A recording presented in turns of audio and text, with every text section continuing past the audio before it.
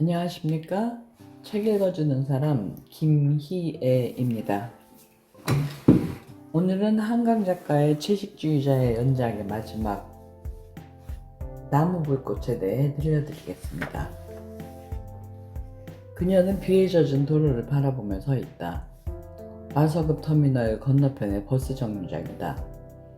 거대한 화물차들이 굉음을 내며 1차선을 질주해 지나간다. 빛바른 그녀의 우산을 뚫고 들어올 듯 거세다. 그녀는 아주 젊지 않다. 딱히 미인이라고 부르기도 어렵다. 다만 목선이 고운 편이고 눈매가 서글서글하다. 자연스러워 보이는 옅은 화장을 했으며 흰 반소매 브라우스는 구김없이 청결하다.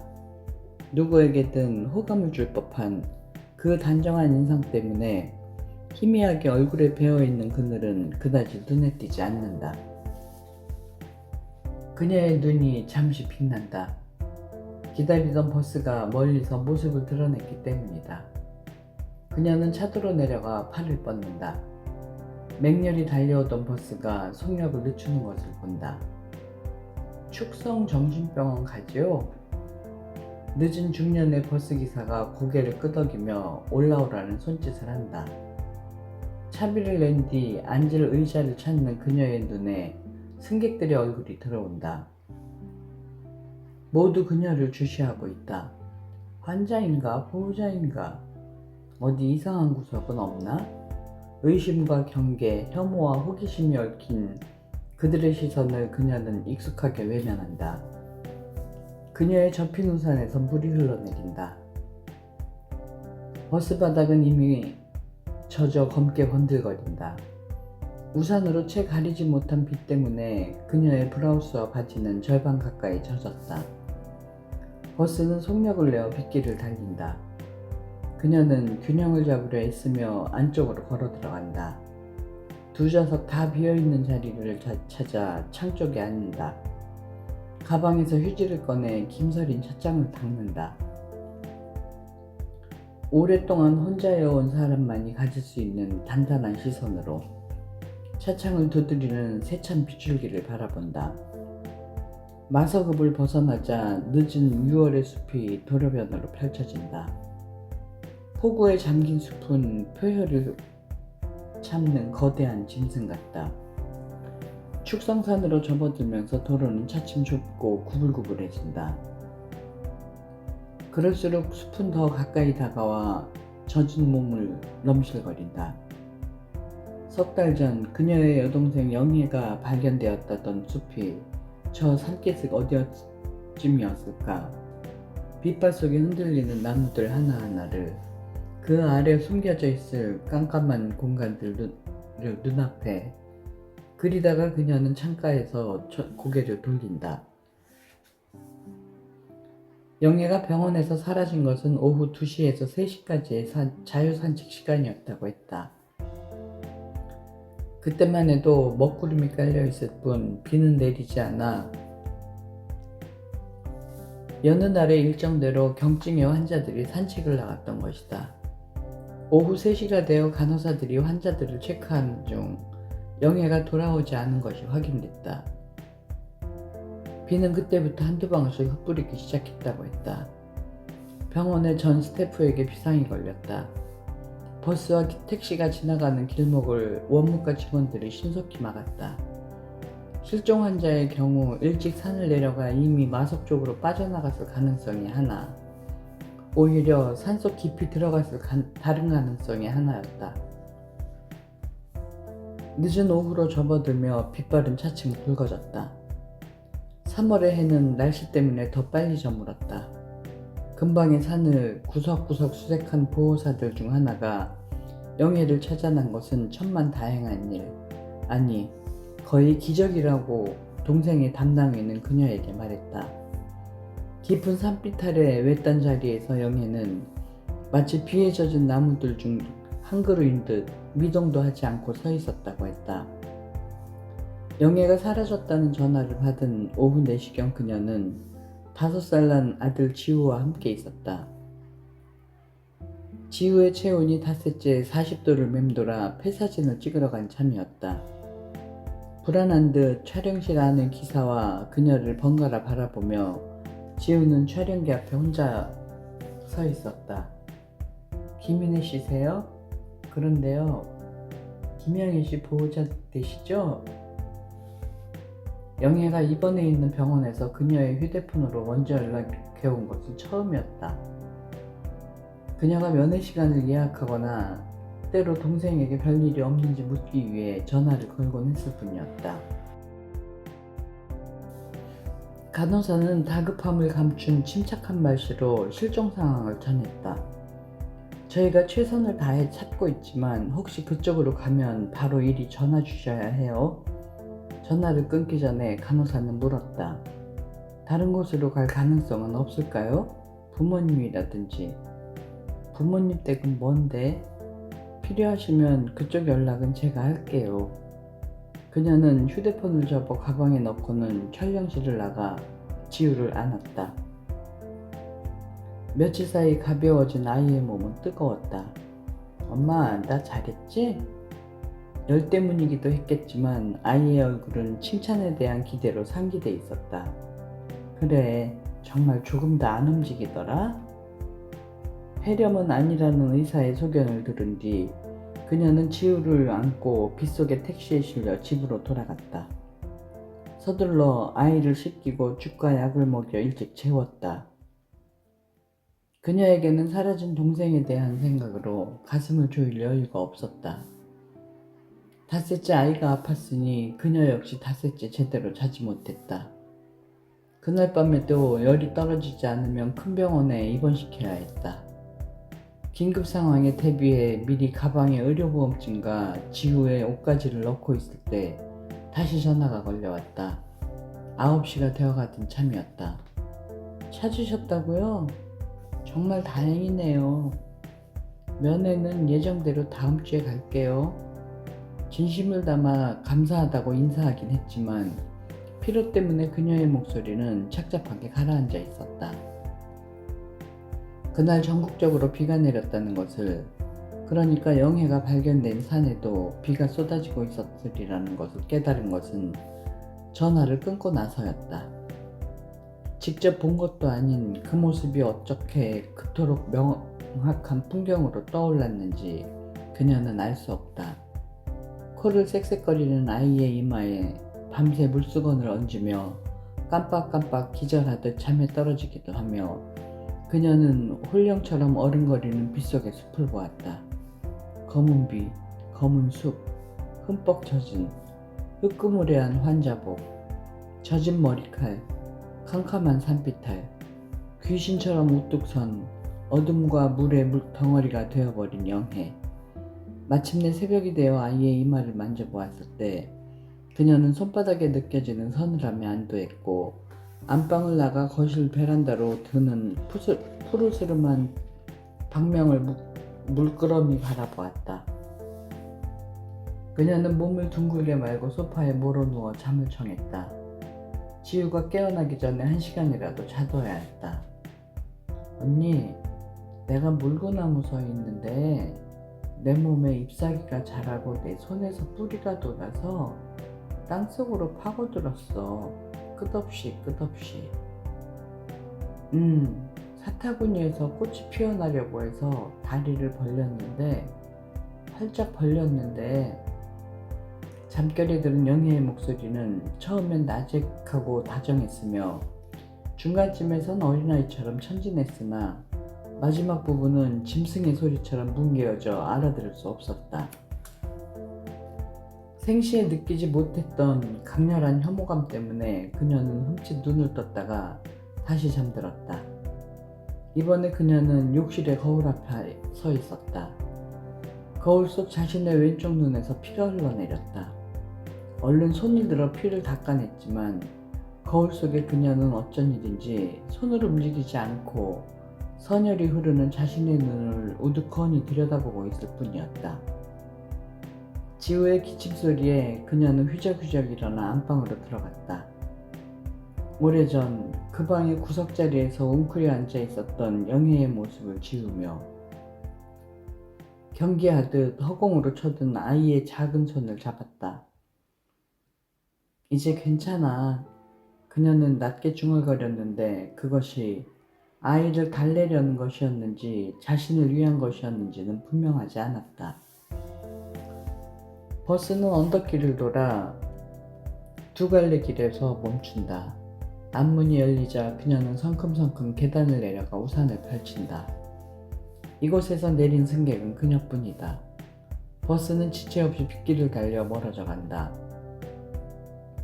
이곳에서 갈라져 지나간 좁은 도로를 따라 비탈진 언덕을 넘고 50여 미터 길이의 터널을 빠져나가면 산 가운데 자리한 자그마한 병원이 모습을 드러낼 것이다. 조금 잦아들었다고 하나 아직 기운찬 빛발이 쏟아지고 있다. 그녀는 허리를 수그린다.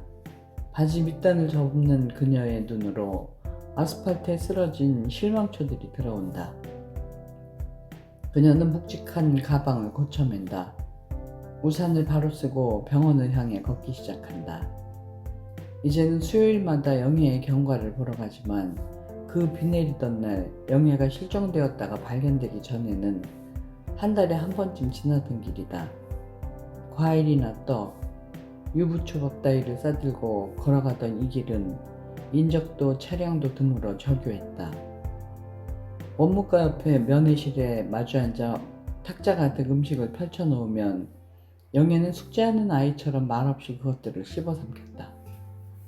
그녀가 영애의 머리카락을 쓸어 그 귀 뒤로 넘겨주면 눈을 들어 가만히 웃기도 했다. 아무 문제 없는 것 아닐까 하는 마음이 들게 하는 순간들이었다. 언제까지나 이렇게 살아가면 되는 것 아닐까? 이곳에서 영애는 말하고 싶을 때만 말하고 고기를 먹기 싫으면 안 먹으면 되는 것 아닐까? 그녀는 가끔씩 이렇게 동생을 보고 가면 되는 것 아닐까?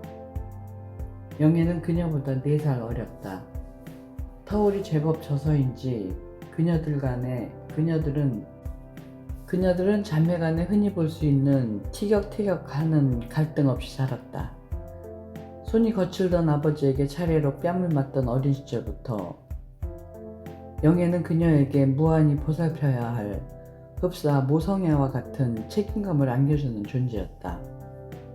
발 뒤꿈치에 새까만 때가 끼어있고 여름이면 콧잔등에 땀띠가 빨긋빨긋하게 돋던 여동생이 성장하여 결혼하는 것을 그녀는 신기한 마음으로 지켜보았다. 다만 나이를 먹을수록 동생의 말수가 적어진 것이 내심 안타까울 뿐이었다. 그녀 역시 신중한 성격이긴 하지만 분위기에 따라 밝고 싹싹한 편인데 반해 영희의 심정은 어느 때건 들여다보기 어려웠다. 너무 어려워 때로는 타인처럼 느껴지는 순간도 있었다. 가령 지우가 태어난 날 병원에 첫 조카를 보러 온 영애는 축하한다는 말 대신 처음 봐, 이렇게 작은 아이는. 갓 태어나면 원래 이런 거야? 하고 중얼거리듯 물었을 뿐이었다. 엄마 계신 제2까지 혼자 안고 갈 수 있겠어? 운전이야 형부가 하겠지만 힘들 것 같으면 내가 같이 갈까? 고맙게도 그렇게 살가운 제안을 해주었지만 그때 영애의 입가에 어린 조용한 미소는 어쩐지 낯설어 보였다.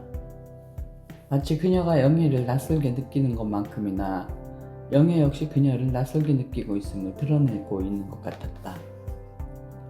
침착하다는 인상을 넘어 거의 적막하게 느껴지는 그 얼굴 앞에서 그녀는 대답을 잃었다. 그것은 남편의 우울한 태도와는 전혀 닮은 데가 없었지만 어떤 부분에서는 동일하게 그녀를 좌절하게 하는 것이었다. 두 사람 다 비슷하게 말수가 적어서였을까? 그녀는 터널에 들어선다.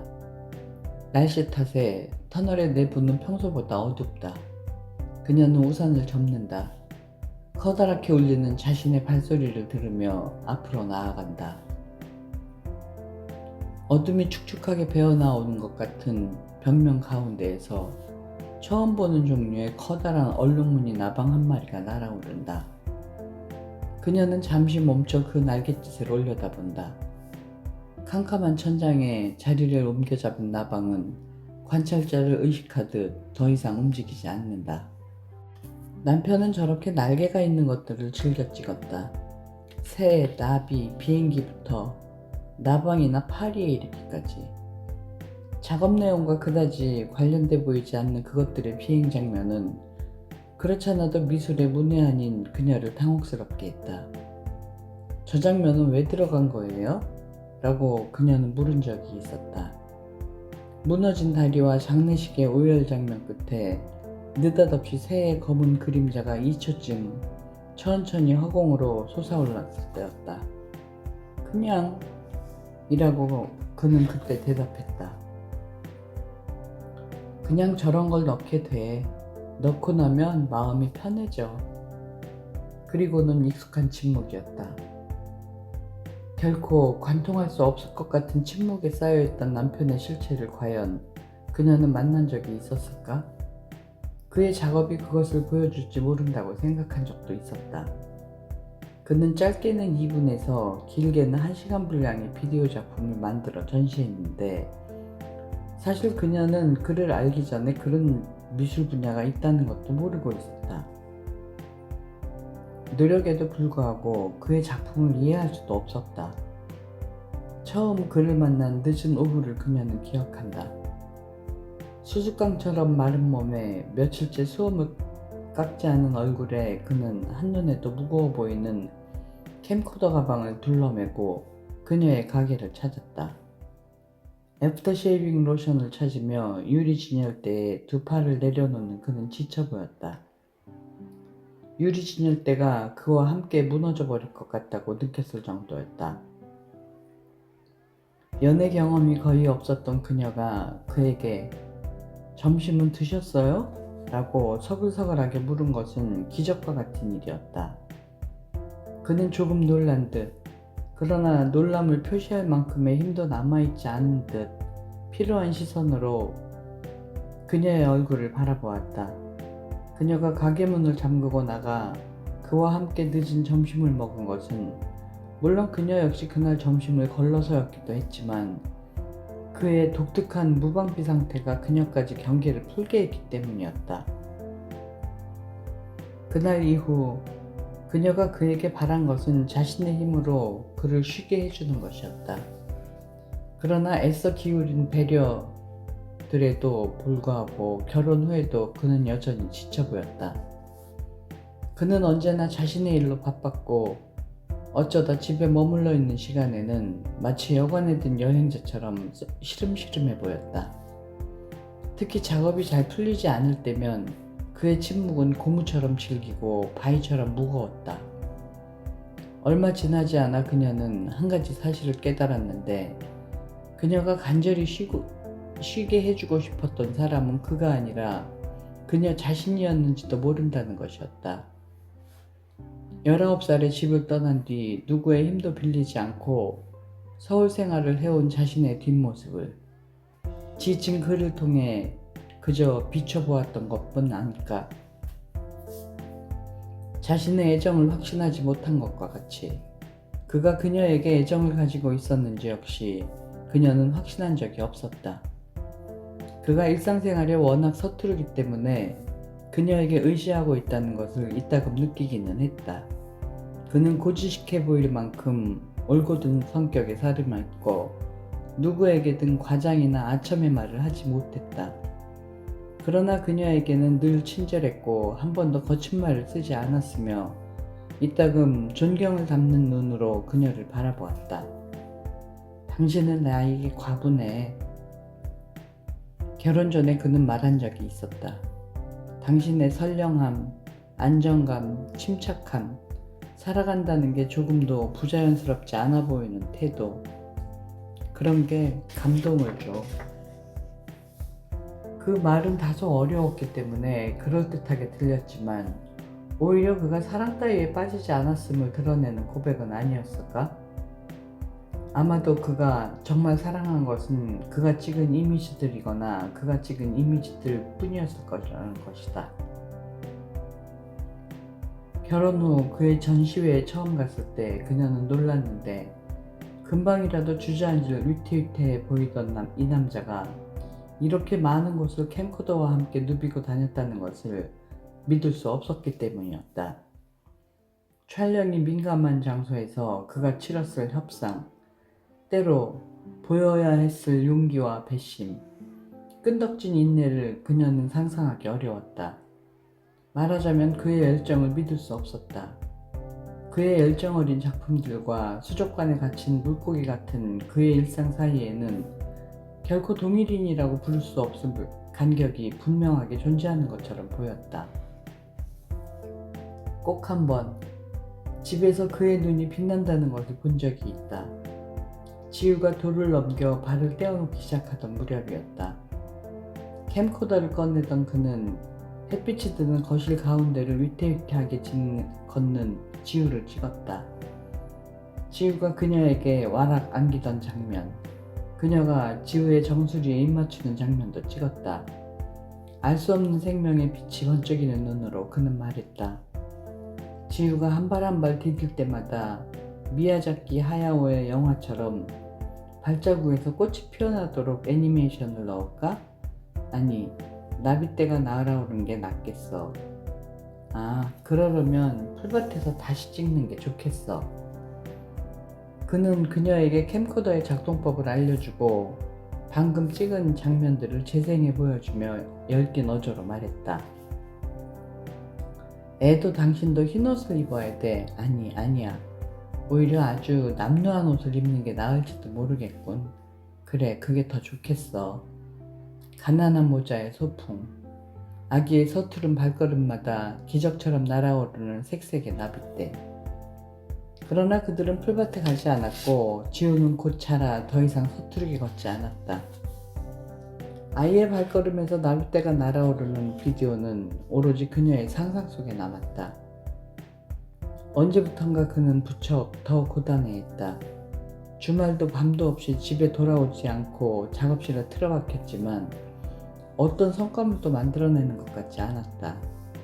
운동화가 새카매지도록 거리를 헤매고 돌아와도 마찬가지였다.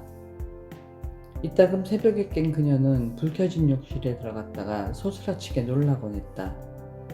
언제 들어왔는지 모를 그가 물을 받지 않은 욕실 속에 옷을 입은 채 웅크려 잠들어 있었기 때문이었다.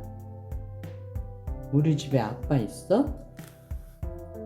그가 떠난 뒤 지우는 그녀에게 묻곤 했는데 그 질문은 그가 떠나지 않았을 때에도 아이가 아침마다 던졌던 것이었다. 없어 라고 그녀는 짧게 대답하곤 했다. 소리나지 않는 말로 그녀는 덧붙였다. 아무도 없어. 너랑 엄마만 있는 거야. 언제까지나 그럴 거야. 빗속의 병사들은 고적하다. 짙은 회색의 콘크리트 벽면은 비에 젖은 탓에 평소보다 어둡고 육중해 보인다. 2층과 3층에 배치된 병실의 창들은 철창살로 막혀 있다. 맑은 날에는 그 사이로 얼굴을 내민 환자를 보기 어렵지만 이런 날씨에는 비를 구경하는 환자들의 회색 얼굴이 여럿 보인다.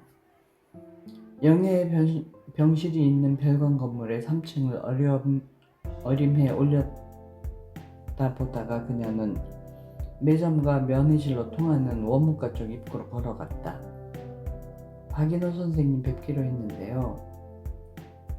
원무과의 여직원은 그녀를 알아보고 인사한다.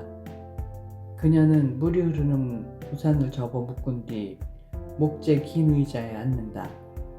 의사가 상담실로 내려오기를 기다리는 동안 언제나처럼 고개를 돌려 병원 안뜰의 느티나무를 내려다본다. 수령이 400년은 되어 보이는 고목이다. 맑은 날에 수많은 가지들을 펼치고 햇볕을 반사하던 저 나무는 그녀에게 무엇인가를 말하는 것 같았는데 비에 잠긴 오늘은 할 말을 안으로 감춘 과묵한 사람 같다. 늙은 밑동의 껍질은 흠뻑 젖어 저녁처럼 어둡고 잔가지의 잎사귀들은 말없이 떨며 비를 맞아들이고 있다. 그 형상 위로 귀신처럼 겹쳐지는 영희의 모습을 그녀는 조용히 쏘아본다. 그녀는 충혈된 눈을 오래 감았다 뜬다. 여전히 침묵하는 나무가 시야에 가득 찬다. 지우는 그날 밤 이후 회복되어 다시 어린이집에 다니지만 그녀는 여전히 숙면을 취하지 못하고 있다. 그러니까 꼬박 석 달째 1시간 이상 이어서 잠들지 못했다. 영애의 목소리와 검은 비가 내리는 숲, 눈에서 선혈이 흐르는 자신의 얼굴이 긴 밤을 사금파리처럼 잘게 봐수어낼 뿐이다. 그녀가 마침내 더 이상의 잠을 포기하고 일어나는 시각은 새벽 3시경이다. 세수를 하고 이를 닦고 반찬을 만들고 구석구석 집안을 정리해보지만 시계바늘은 육중한 추라도 매단 듯 좀처럼 빠르게 돌아가주지 않는다. 결국 그녀는 그의 방에 들어가 그가 남겨놓고 간 음반을 듣거나 예전에 그가 그랬던 것처럼 허리에 손을 짚고 방 안을 빙빙 돌기도 하며 옷을 입은 채 욕조에 웅크려 누워 처음으로 그를 이해할 것 같은 기분이 되기도 한다. 아마 그에게는 옷을 벗을 힘이 없었던 모양이다. 샤워기의 온도를 조절해 목욕을 할 힘은 더더욱 없었을 것이다. 신기하게도 그 음목하고 비좁은 공간이야말로 32평의 아파트 안에서 가장 아늑하게 느껴지는 장소라는 사실을 그녀는 깨닫는다. 어디서부터 잘못되었을까? 그런 순간에 이따금 그녀는 자신에게 묻는다. 언제부터 이 모든 일들이 시작됐을까? 아니, 무너지기 시작했을까? 영애가 처음 이상해진 것은 3년여 전 갑작스럽게 채식을 시작하면서부터였다. 채식주의자들이야 이제는 흔해졌지만 영애의 경우 특이한 점은 그 동기가 불분명하다는 것이었다. 눈뜨고 볼 수 없을 만큼 체중이 빠졌고 거의 잠을 자지 않았고 원래 조용한 성격이었다곤 하지만 의사소통이 불가능할 만큼 말을 잃었다. 제부는 물론 친정 식구들 모두 그런 동생을 염려했다. 마침 그녀가 아파트를 옮겼을 무렵이었다. 집들이를 위해 친정의 가족들이 모였을 때 아버지는 영희의 뺨을 때리고 입을 억지로 벌리게 한 뒤 고깃덩어리를 쑤셔 넣었다. 그녀는 마치 자신이 얻어맞은 것처럼 몸을 떨었다. 영애가 짐승 같은 고함 소리를 지르며 고깃덩어리를 뱉는 것을, 과도를 짚고 자신의 손목을 긋는 것을 그녀는 딱딱하게 굳은 몸으로 지켜보았다. 막을 수 없었을까? 두고두고 그녀는 의문했다. 그날 아버지의 손을 막을 수 없었을까? 영애의 칼을 막을 수 없었을까? 남편이 피 흘리는 영애를 업고 병원까지 달려간 것을 막을 수 없었을까? 정신병원에서 돌아온 영애를 제부가 냉정히 버린 것을 말릴 수 없었을까? 그리고 남편이 영애에게 저지른 일을, 이제는 다시 기억하고 싶지 않은 일을, 값싼 추문이 되어버린 그 일을 돌이킬 수 없었을까? 그렇게 모든 것이, 그녀를 둘러싼 모든 사람들의 삶이 모래산처럼 허물어져 버린 것을 막을 수 없었을까?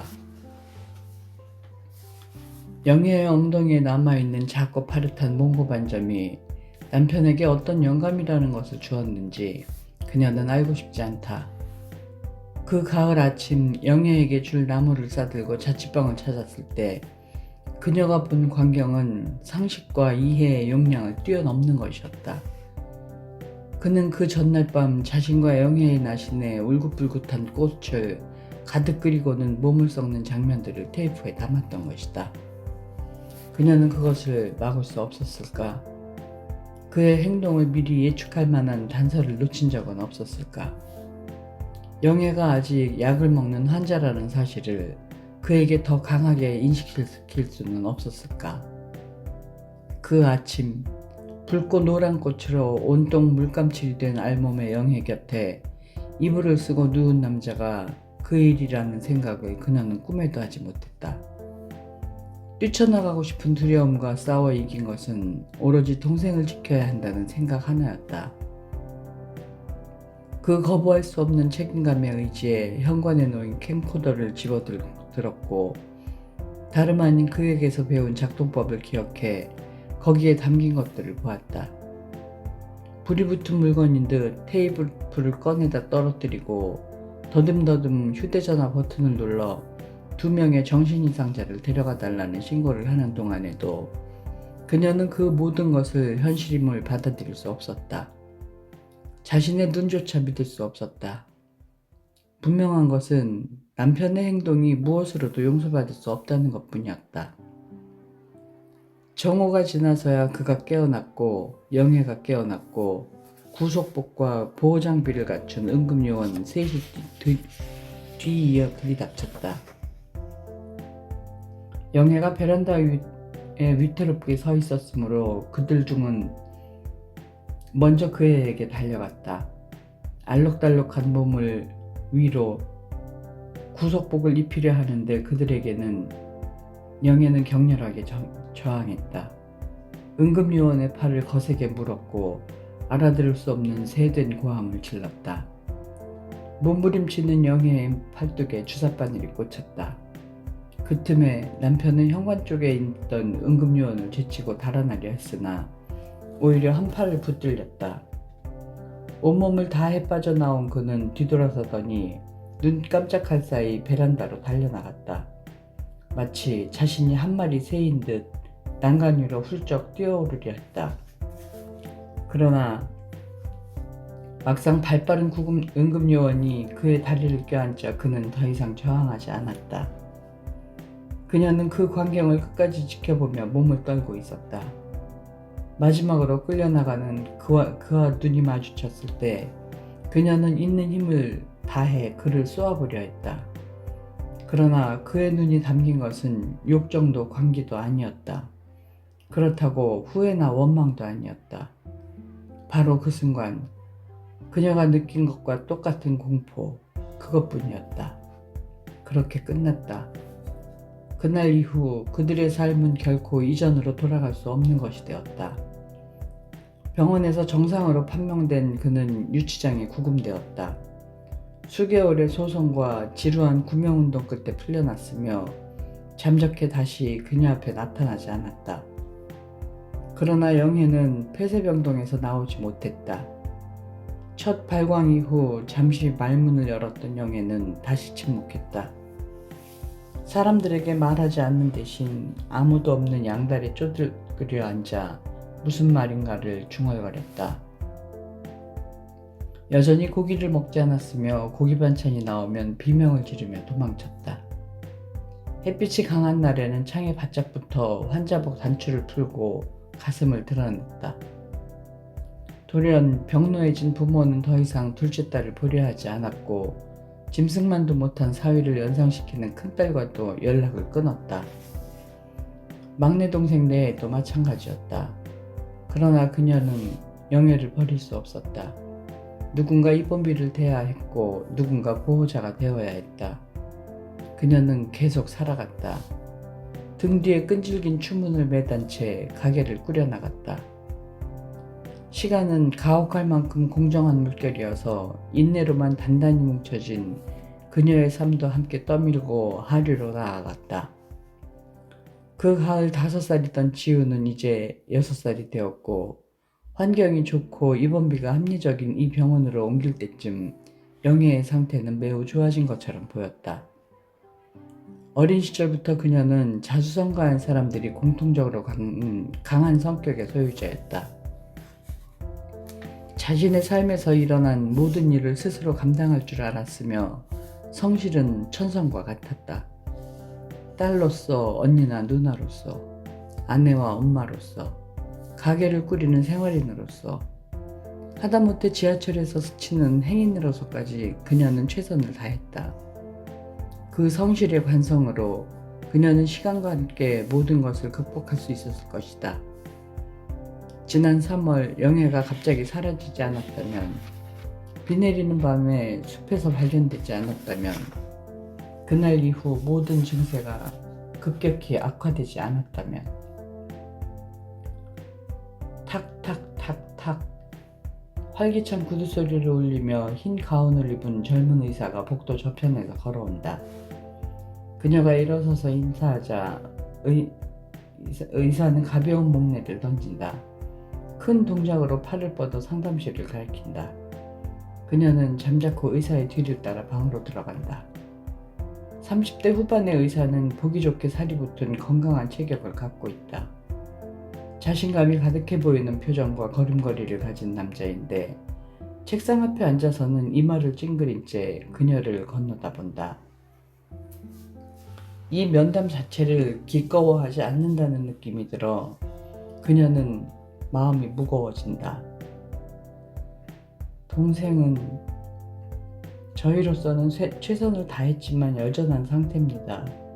그럼 오늘 그녀는 잘못을 저지른 사람처럼 얼굴을 붉힌다. 의사는 그녀의 말을 대신 이어준다. 오늘 튜브로 미움을 주입해보고 조금이라도 상태가 나아지면 다행이지만 그렇지 않으면 일반 병원 중환자실로 옮기는 수밖에 없습니다. 그녀는 의사에게 묻는다. 그 전에 잠깐 제가 다시 영애를 설득해보면 안 될까요? 의사는 희망을 갖지 않은 눈으로 그녀를 건너다 본다. 그는 지친 것 같다. 뜻대로 되지 않는 환자에게 숨겨진 분노를 가지고 있는 것 같기도 하다. 그는 손목시계를 보고는 말한다. 30분쯤 시간을 드리겠습니다. 성공하면 간호사실에 알려주세요. 아니면 2시에 뵙죠. 그냥 얘기를 끝내기 미안했던지 금방이라도 자리를 박차고 나갔던 의사는 조금 더 대화를 이끌어간다. 지난번에도 말씀드렸지만 신경성 거식증의 경우 15에서 20%가 기아로 사망합니다. 뼈만 남았어도 본인은 살이 쪘다고 생각하죠. 지배적인 어머니와의 갈등이 주된 심리적 이유가 되고, 하지만 김영희 씨 같은 경우는 정신분열증이면서 식사를 거부하는 특수한 경우예요. 중증의 정신분열증은 아니라는 확신이 있었는데 이렇게 될 줄은 솔직히 예측하지 못했습니다. 차라리 피동망상이 있는 경우엔 설득할 수 있죠. 보는 앞에서 의사가 같이 음식을 먹는다거나, 하지만 김영희 씨는 음식을 거부하는 이유 자체가 불분명하고 약도 전혀 효과를 내지 않습니다. 저희도 이런 말씀 드리는 게 쉽지 않지만 어쩔 수 없습니다. 일단 생명을 보존해야 하는데 저희 병원에선 그걸 장담할 수 없으니까요. 일어서기 전에 의사는 그녀에게 묻는다. 직업적인 예민함이 느껴지는 질문이다. 안색이 안 좋으십니다. 잠을 잘 못 주무시나요? 그녀는 얼른 대답하지 못한다. 보호자가 건강하셔야죠. 목례를 나누고 의사는 올 때 그랬던 것처럼 탁탁탁 발소리를 내며 먼저 상담실 문을 열고 나간다. 그녀가 따라 나가자 의사의 뒷모습은 벌써 복도 저편으로 멀어지고 있다. 그녀가 원무과 앞에 긴 의자로 돌아왔을 때 화려한 성장을 한 중년 여자가 중년 남자의 팔을 잡고 현관으로 들어오는 것이 보인다. 환자를 면회하러 온 사람들인가? 다음 순간 여자의 입에서 거침없는 욕설이 쏟아져 나온다. 남자는 익숙한 듯 욕설에 개의치 않고 장지갑에서 의료보험증을 꺼내 원무과의 창구에 내민다. 사악한 것들, 내장을 다 빨아먹어도 시원찮은 것들. 나 이민 갈 거야. 너희 같은 것들하고 하루도 더 못 지내. 남편 같지는 않다. 오빠나 남동생쯤 될까? 저 중년 여자가 오늘 입원 수속을 밟으면 아마 안정실에서 밤을 새우게 될 것이다. 그때 그는 생각했다. 방법은 하나뿐인지도 모른다. 이 지옥에서 벗어나는 길은 이 욕망을 실현하는 것뿐인지도 모른다. 내 부탁은, 그녀는 혀끝에 흰 아이스크림을 묻힌 채 말끄러미 눈을 떴다. 몽고인종답게 단순한 선의 외꺼풀 눈 안에서 작지도 크지도 않은 눈동자가 어렴풋이 빛나고 있었다. 모델이 되어달라는 거야. 그녀는 웃지도 당황하지도 않았다. 마치 그의 내면을 꿰뚫어 보기라도 하려는 듯 조용한 시선으로 그를 응시했다. 내 전시회에 와본 적 있지? 네. 비슷한 비디오 작업이야. 오래 걸리진 않을 거야. 단지 옷을 벗어야 하는데. 그는 오히려 자신이 담대해지고 있음을, 더 이상 땀이 흐르지 않고 손이 떨리지 않음을 느꼈다. 얼음 주머니를 얹은 듯 머리도 차가워졌다. 옷을 벗고 몸에 물감칠을 할 거야. 여전히 조용한 시선으로 그를 건너다보며 그녀는 입을 떼었다. 그리고요? 그러고 있으면 돼. 촬영이 끝날 때까지. 물감칠을 몸에 한다고요? 꽃을 그릴 거야. 그녀의 눈이 일순 흔들린 것 같다. 잘못 본 것인지도 몰랐다. 힘들지 않을 거야. 1시간에서 2시간 정도면 돼. 언제라도 처제가 편한 시간에. 할 말을 다 했다고 여겨졌으므로 거의 체념한 채 그는 고개를 숙이고 자신의 아이스크림을 보았다. 잘게 부순 땅콩과 저민 아몬드가 얹힌 그것은 천천히 녹아 부드럽게 흘러내리고 있었다.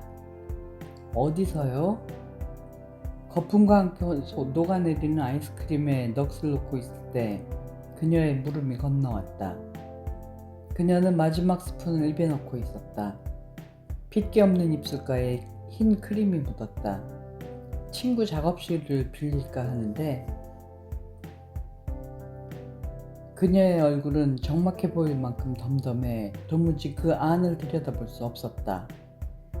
언니한테는 하지 않아도 좋을 말이라고 생각하며 그러나 어쩔 수 없다고 생각하며 말을 더듬는 자신을 찌르듯 환멸하며 그는 말했다. 비밀이니까. 그녀는 그의 말에 긍정도 부정도 하지 않았다. 그는 숨을 멈추었고 그녀가 지금 침묵으로 대답하는 것이 무엇인지 알아내기 위해 그녀의 얼굴을 삼킬 듯 응시했다. 넓은 창을 통해 들어온 햇빛 때문에 M의 작업실은 따뜻했다. 작업실이라기보다는 화랑 같은 100여 평의 공간이었다. M의 그림들은 알맞은 곳에 걸려 있었고 화구들은 놀랄 만큼 정연하게 정돈되어 있었다. 그는 작업에 필요한 것들을 모두 준비해 왔지만 그 정돈된 화구를 한번 써보고 싶은 충동이 일 정도였다. 자연광이 드는 작업실을 찾다 보니 아주 절친한 사이랄 수는 없는 대학 동기 M을 택하게 된 것이었다. 동기들 중 가장 빠른 32살의 나이에 수도권 대학에 전임으로 안착했던 M은 이제 얼굴이나 옷차림, 태도에서 교수다운 관록이 느껴졌다. 뜻밖이었어. 네가 나한테 부탁 같은 걸 다 하고. 1시간 전쯤 이곳에서 그에게 차 한 잔을 끓여준 뒤 열쇠를 건네며 M은 말했다. 이런 일이라면 언제든지 얘기해. 난 낮에는 학교에서 보내는 시간이 많으니까. M의 아랫배가 그의 아랫배보다 더 동그랗게 나와 있는 것을 눈여겨보며 그는 열쇠를 받아들였다.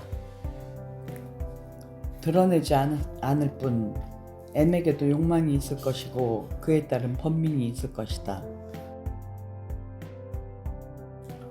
아직 잎을 다 떨구지 않은 낙엽송들 위로 부서지는 청명한 초겨울 햇살만을 내려다보았다. 마치 위로하듯 평온하고 낮은 목소리로 영애는 그녀를 불렀다. 언니. 영애의 낡은 검은 스웨터에서 희미한 나프텔른 냄새가 났다. 그녀가 대답하지 않자 영애는 한 번 더 언니 하고 속삭였다. 언니, 세상의 나무들은 모두 형제 같아. 행여들과 정신지체 환자들을 수용하는 별관 2동을 지나 그녀는 1동 현관 앞에 선다. 유리문에부터 바깥을 보고 있는 환자들이 눈에 띈다. 며칠째 비 때문에 산책을 못했을 테니 아마 갑갑할 것이다. 배를 누르자 1층 로비의 간호사실에서 40대 후반의 보호사가 열쇠를 들고 걸어 나온다. 원무과에서 미리 연락을 받고 동생이 입원한 3층에서 내려와 그녀를 기다리고 있었던 것이다. 문을 열고 나온 보호사는 날렵한 동작으로 돌아서서 열쇠를 꽂아 잠근다. 잠긴 유리문 안쪽에 뺨을 뭉개고 그녀를 바라보는 젊은 여자 환자가 눈에 띈다. 공허한 두 눈이 뚫어지게 그녀를 살핀다. 건강한 사람이라면 결코 타인에게 던질 수 없을 집요한 시선이다. 동생은 지금 어떻게 하고 있나요? 3층까지 오르는 계단에서 그녀는 묻는다. 보호사는 뒤를 돌아보며 고개를 젓는다. 말도 마세요. 이젠 링거바늘도 뽑아버리려고 해서 아예 안정실에 강박해놓고 진정제 마치고 링거를 놓습니다. 그 몸에서 어떻게 풀이칠 힘은 나오는지. 그럼 지금 안정실에 있어요? 아니요, 좀 전에 깨어나서 병실로 옮겼습니다. 2시에 콧줄 주입한다고 하지 않습니까? 그녀는 보호사를 따라 3층 로비로 들어선다. 맑은 날에는 창가의 긴 의자에 앉아 해바라기 하는 노인 환자들이며 탁구에 열중한 환자들. 밝은 느낌의 음악으로 힘차게 느껴지던 공간이다. 그러나 오늘은 그 모든 활기를 비가 삼켜버린 듯하다. 병실에 들어가 있는 환자가 많은지 실내는 한산하다. 치매 환자들은 어깨를 웅크릴 채 손톱을 뜯거나 발치를 들여다보고 있고 몇몇 환자들은 말없이 창문에 붙어 있다. 탁구대도 비어 있다.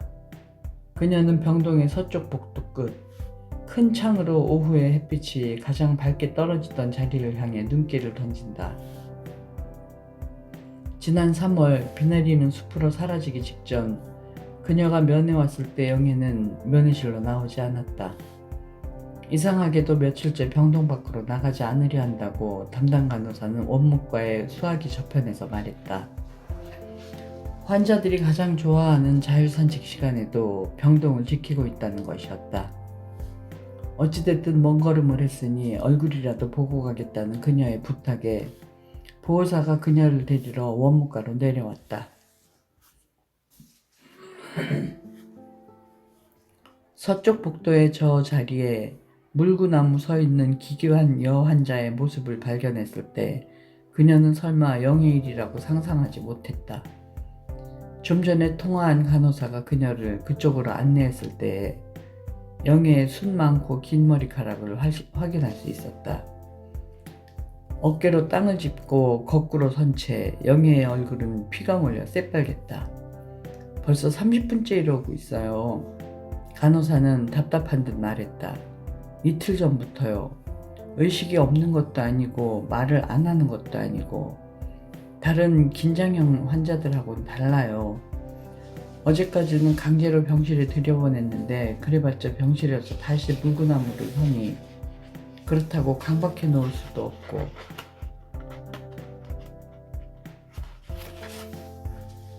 그녀를 남기고 간호사실로 돌아가기 전에 간호사는 말했다. 조금만 힘주어 밀면 쓰러지거든요. 얘기가 잘 안 되면 밀어보세요. 안 그래도 저희가 밀어서 병실로 가게 하려던 참이었어요.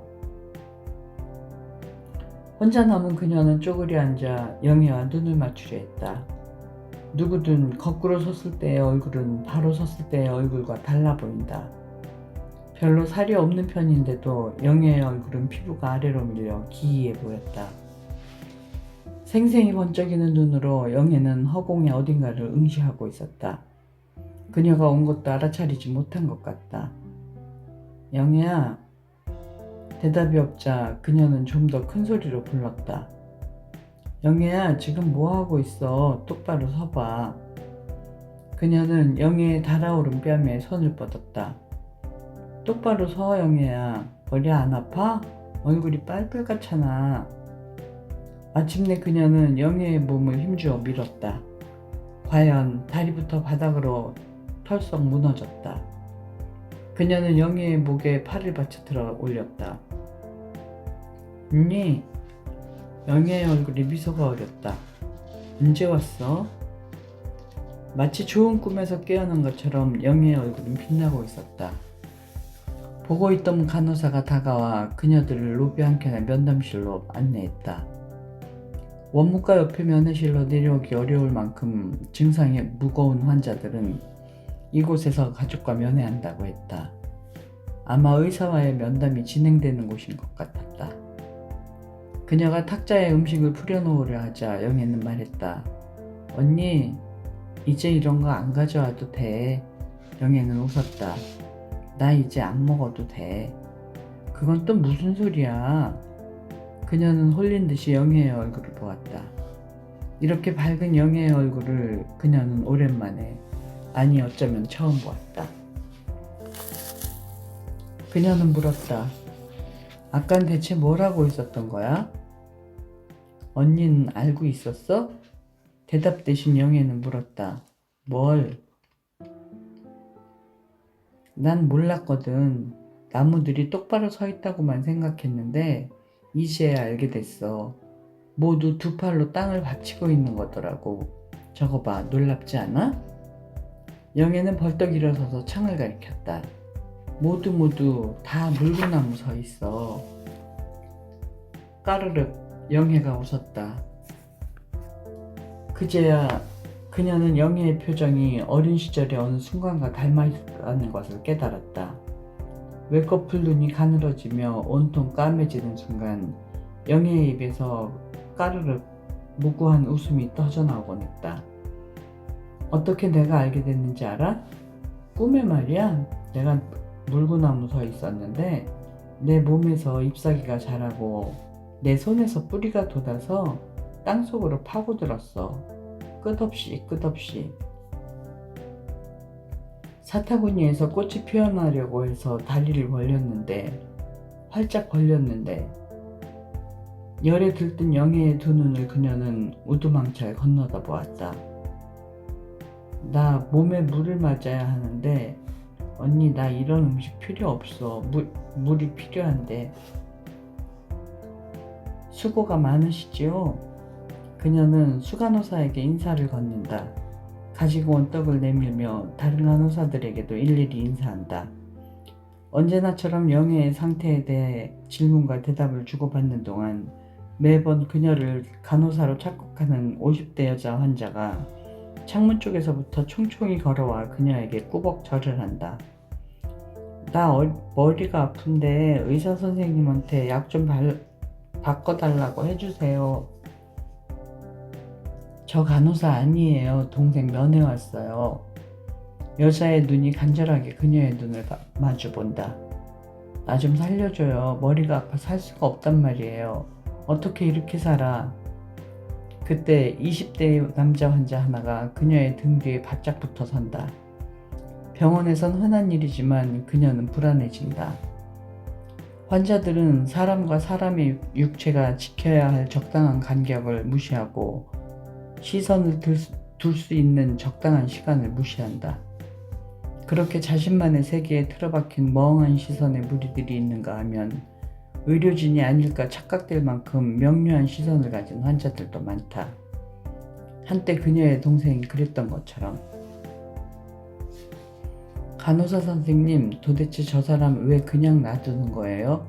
계속 날 때리잖아요. 앙칼진 목소리의 30대 여자 환자가 수간호사에게 소리친다.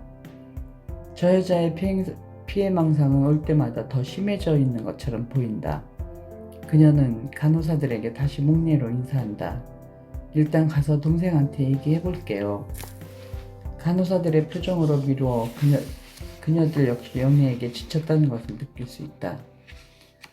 아무도 언니의 설득 따위가 효과를 거두리라고 생각은 하고 있지 않는 것이다. 그녀는 환자들 사이를 조심스럽게 누구의 몸과도 스치지 않으려 주의하며 빠져나온다. 영애의 병실이 있는 동쪽 복도를 걸어간다.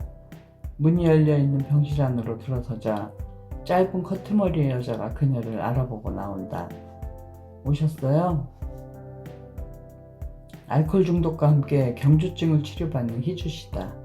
다부진 몸매, 쉰 듯한 목소리를 가졌지만 동그란 눈 때문에 귀염성 있게 보이는 여자다. 이 병원에서는 기능이 좋은 환자들에게 치매 환자를 돌보게 하고 보호자로부터 용돈을 받도록 주선하는데 영애가 계속 식사를 거부해 거동이 불편해지자 그녀 역시 희주씨에게 신세를 져왔다. 수고 많으셨죠? 그녀가 웃음을 지어 보인 찰나 희주씨의 축축한 손이 그녀의 손을 잡는다. 어떡해요. 영애 죽을지도 모른다면서요. 희주씨의 둥그란 눈에 그렁그렁 눈물이 맺힌다. 상태가 어떤데요? 방금도 피를 조금 토했어요. 안 먹으니까 위산에 위가 깎여서 자꾸만 위경련이 일어나는 거래요. 그런다고 피가 날 수도 있는 거예요? 희주씨의 울먹임이 격해진다. 처음 제가 돌보기 시작할 땐 이러지 않았는데 내가 어떡하든 더 잘했으면 괜찮았을까요? 이렇게까지 될 줄은 몰랐어요. 차라리 내가 안 맡았으면 이렇게 괴롭진 않았을 텐데. 목소리가 점점 격앙되는 희주씨의 손을 놓고 그녀는 한 발 한 발 침대로 다가간다. 차라리 눈이 안 보이면 좋겠다고 그녀는 생각한다. 누군가 자신의 눈을 가려준다면. 영애는 반드시 누워있다. 눈길은 창밖을 향해 던져진 것처럼 보이지만 자세히 보면 아무것도 보고 있지 않다. 얼굴과 목과 어깨, 팔과 다리에 조금도 살이 남아있지 않은 흡사 재해 지역의 기아 난민 같은 모습이다. 뺨이며 팔뚝에 긴 솜털이 자라있는 것이 눈에 띈다. 마치 아기들의 몸에 자라는 것 같은 솜털이다. 오랜 굶주림으로 호르몬의 균형이 깨진 탓이라고 의사는 설명했었다. 영애는 다시 어린아이가 되려는 걸까? 생리는 멎은 지 오래고 몸무게가 30kg도 안 되니 가슴이 남아있을 리 없다. 모든 2차 성장이 사라진 기이한 여자아이의 모습으로 영애는 누워있다. 그녀는 흰 침대 시트를 걷는다. 미동도 하지 않는 영애의 몸을 뒤집어 꼬리뼈와 등에 욕창이 생기지 않았는지 확인한다. 지난번에 짓물렀던 부위는 더 이상 덧나지 않았다. 뼈만 남은 엉덩이 가운데 찍힌 또렷한 연두빛의 모공반점에 그녀의 시선이 머문다. 그곳에서부터 온몸으로 번지듯 퍼져나가 있던 꽃들의 형상이 아득하게 그녀의 눈을 가득다 사라진다. 희주씨 고마워요. 매일 물수건으로 씻어주고 파우더도 두드려주는데 워낙 날씨가 습해서 잘 낫지 않아요. 정말 고마워요. 간호사 선생님이랑 목욕시킬 때 전엔 힘들었는데 이젠 너무 가벼워져서 힘도 안 들어요. 꼭 다시 아기 키우는 것 같아요. 안 그래도 오늘 목욕시켜주고 싶었는데 다른 병원으로 옮길 거라니까 마지막으로 꼭. 희주씨의 큰 눈이 다시 빨개진다. 그래요, 이따 같이 목욕시켜요. 네, 이따 4시에 온수가 나온다고 하니까. 희주씨가 충혈된 눈을 연거푸 닦는다. 그럼 이따 봬요.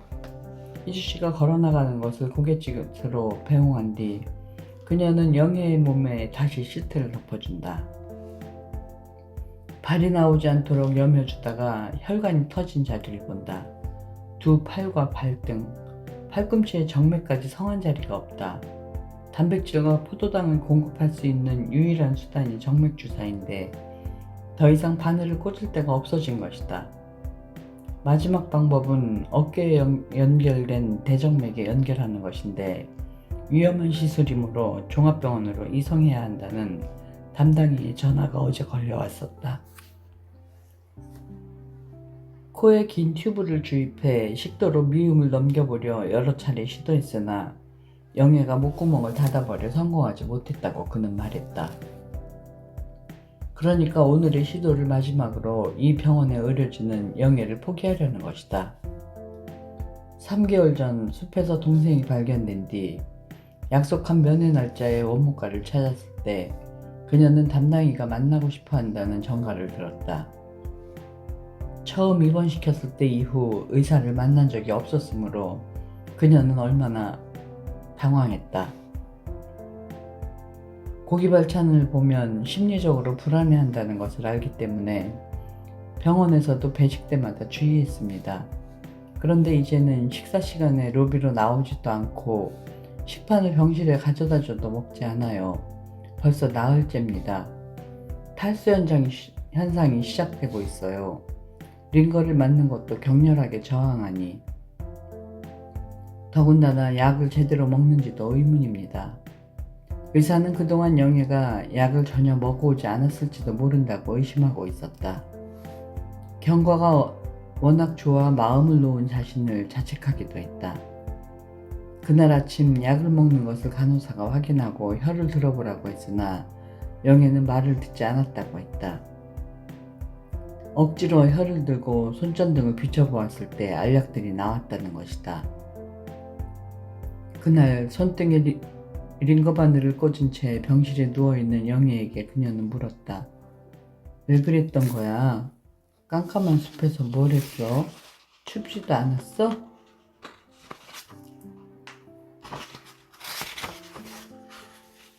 큰 병이라도 걸리면 어쩌려고. 영애의 얼굴은 몹시 말랐고 빗지 않은 머리카락이 거친 해초다발처럼 헝클어져 있었다. 밥을 먹어야지. 고기 먹는 게 싫어서 안 먹는 건 이해한다 치자. 왜 다른 것까지 안 먹겠다고 해. 영애가 조용히 입을 달싹였다. 목말라. 물 줘. 그녀는 로비에 나가 물을 가지고 왔다. 물을 마신 뒤 영애는 깊은 숨을 몰아쉬며 물었다. 의사 선생님하고 얘기했었니? 그래 얘기했어. 왜 밥을? 영애가 그녀의 말을 잘랐다. 나 내장이 다 퇴화됐다고 그러지. 그치? 그녀는 말문이 막혔다. 영애의 여인 얼굴이 그녀에게 가까이 다가왔다. 나는 이제 동물이 아니야 언니.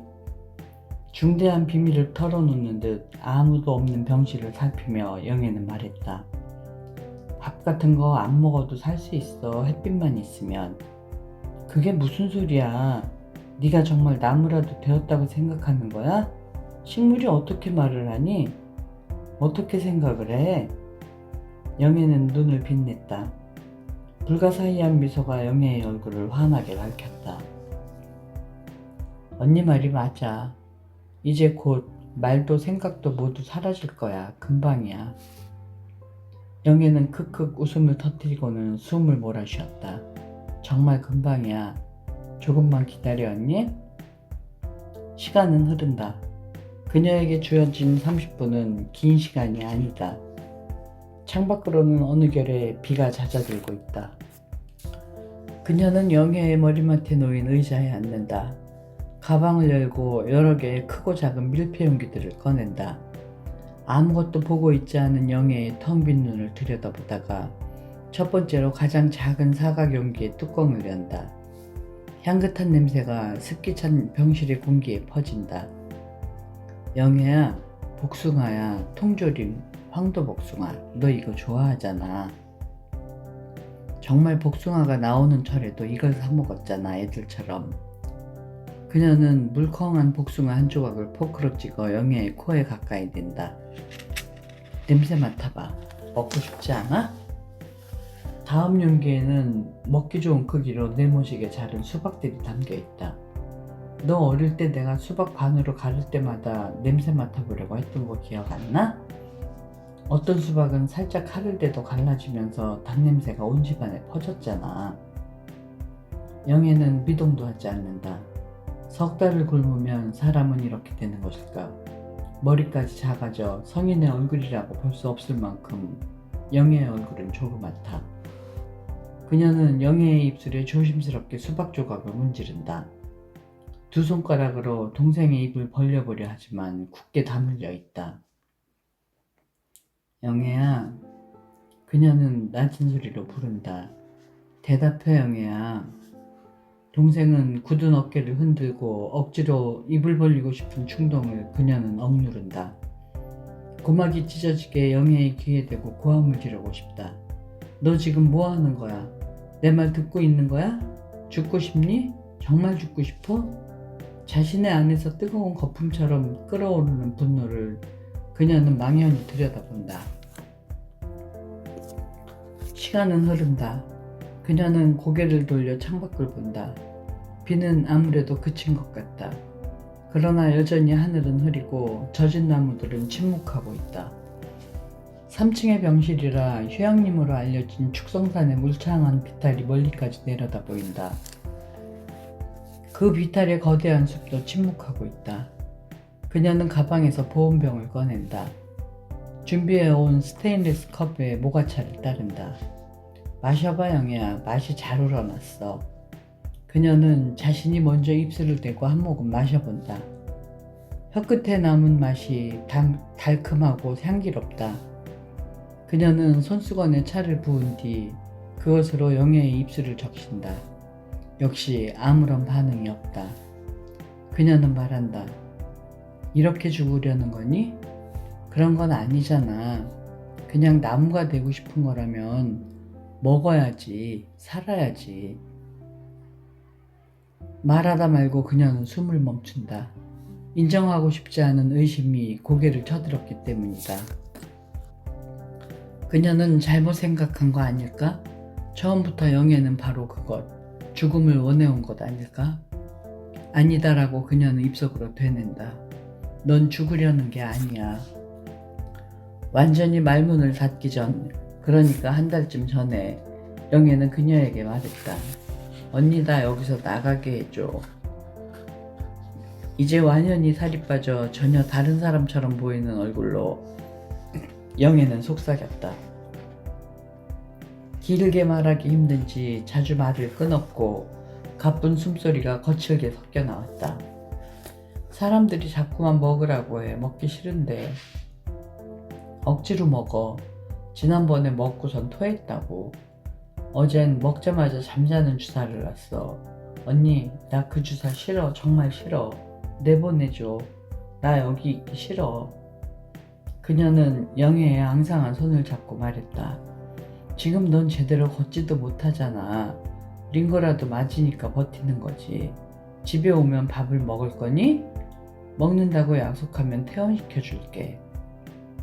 그때 영애의 눈에서 빛이 꺼진 것을 그녀는 놓치지 않았다. 영애야, 대답해봐. 약속만 하면.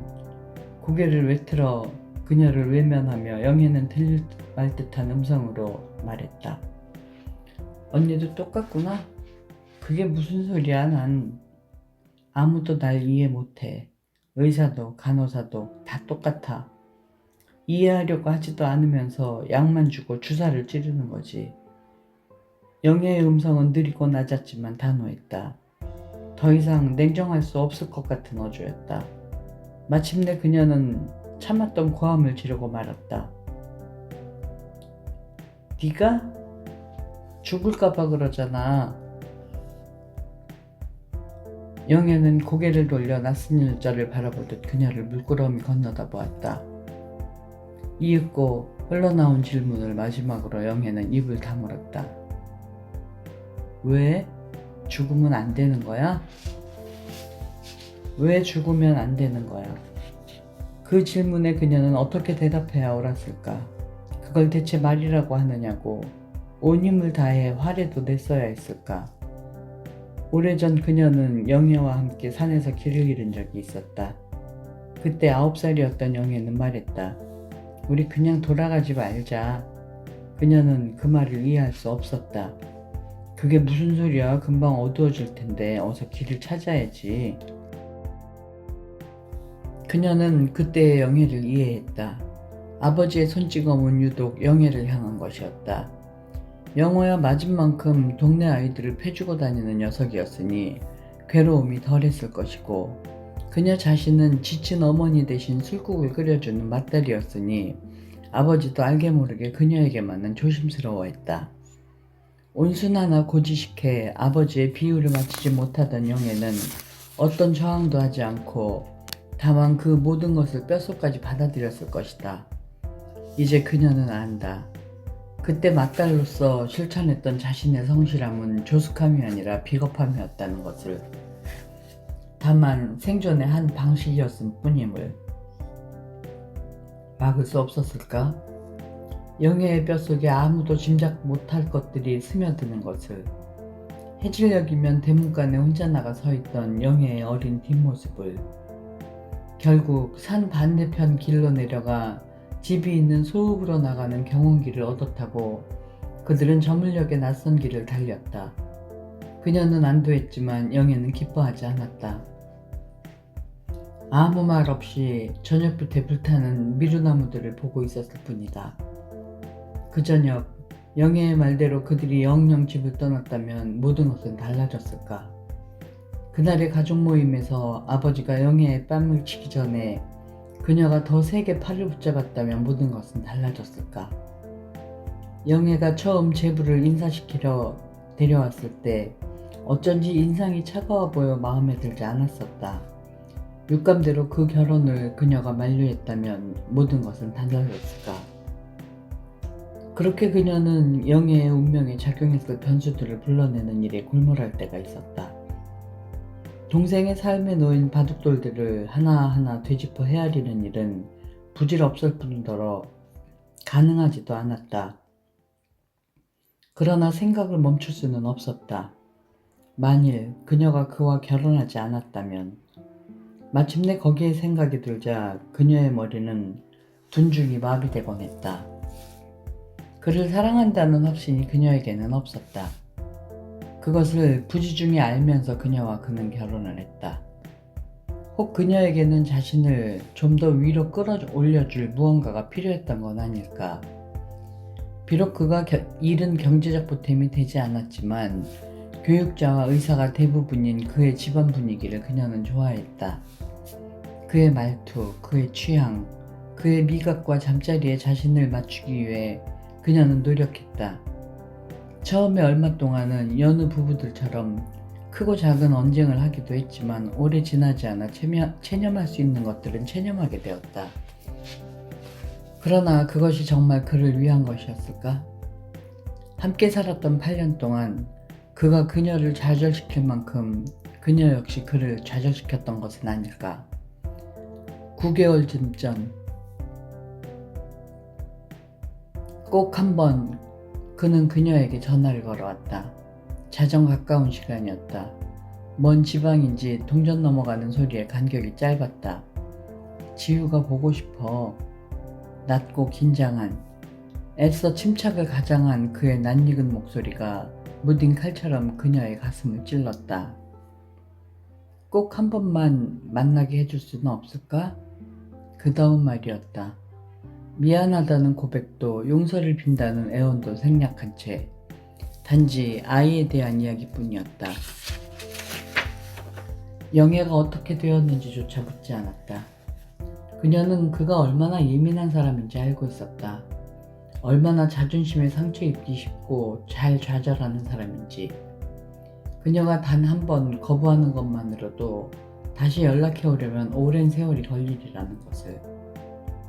그것을 알면서, 아니 알기 때문에 그녀는 대답 없이 수화기를 내려놓았다.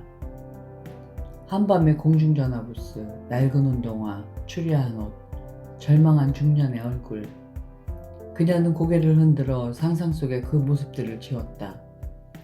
영애의 방 베란다 난간위로 새처럼 날아오르려 하던 그의 자세가 조용히 그 위로 겹쳐졌다. 그는 비디오 속에 그토록 많은 날개 있는 것들을 집어넣으면서도 막상 자신은 가장 필요할 때 날아오르지 못했다. 마지막으로 보았던 그의 눈을 그녀는 또렷이 기억했다. 공포에 질린 그 얼굴은 낯선 것이었다.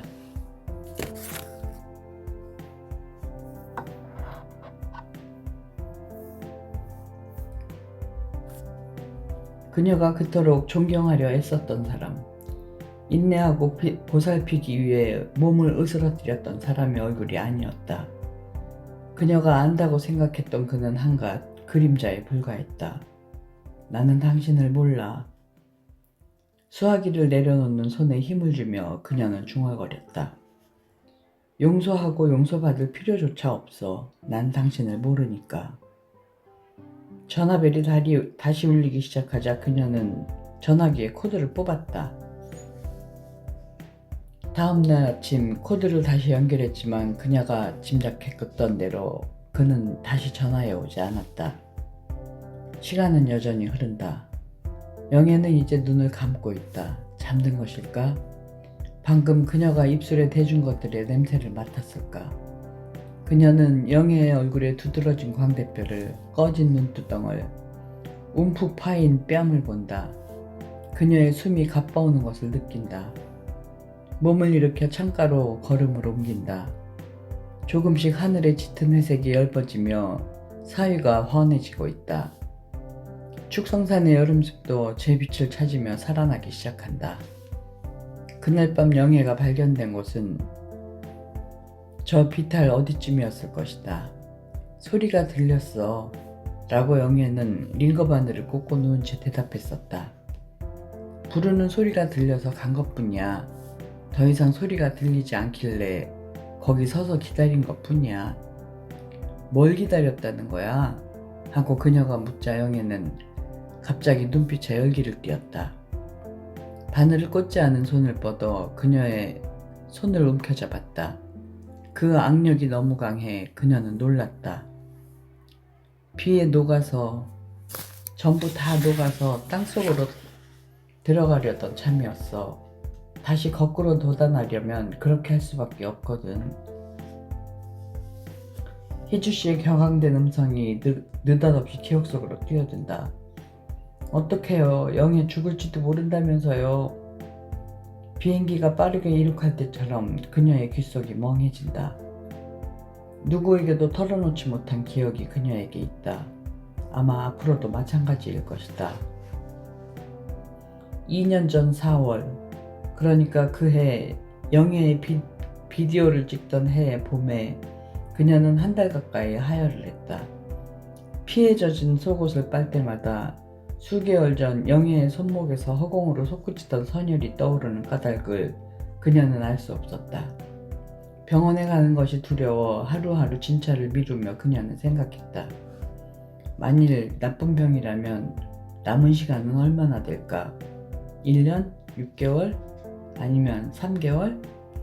그때 그녀가 처음으로 생생하게 의식한 것은 그와 함께 살아온 시간이었다.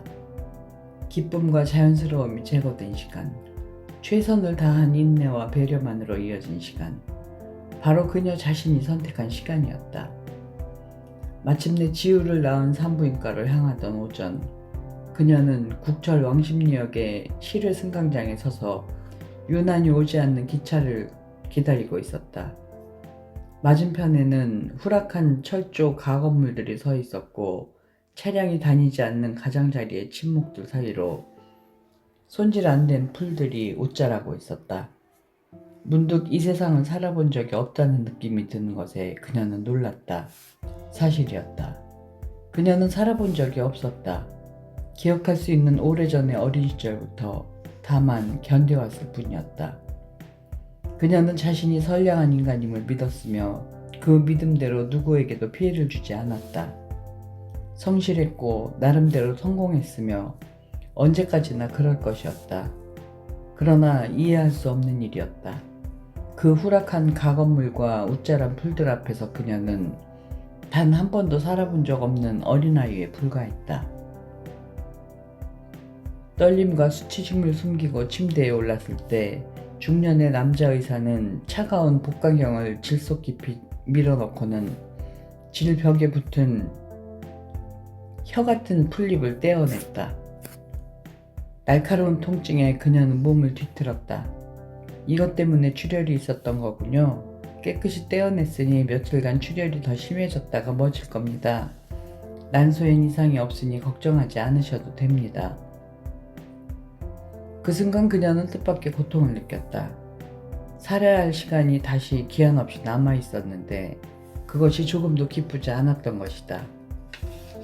지난 한 달 동안 염려했던 큰 병의 가능성은 오히려 사소한 번민에 불과했다는 것을 그녀는 깨달았다.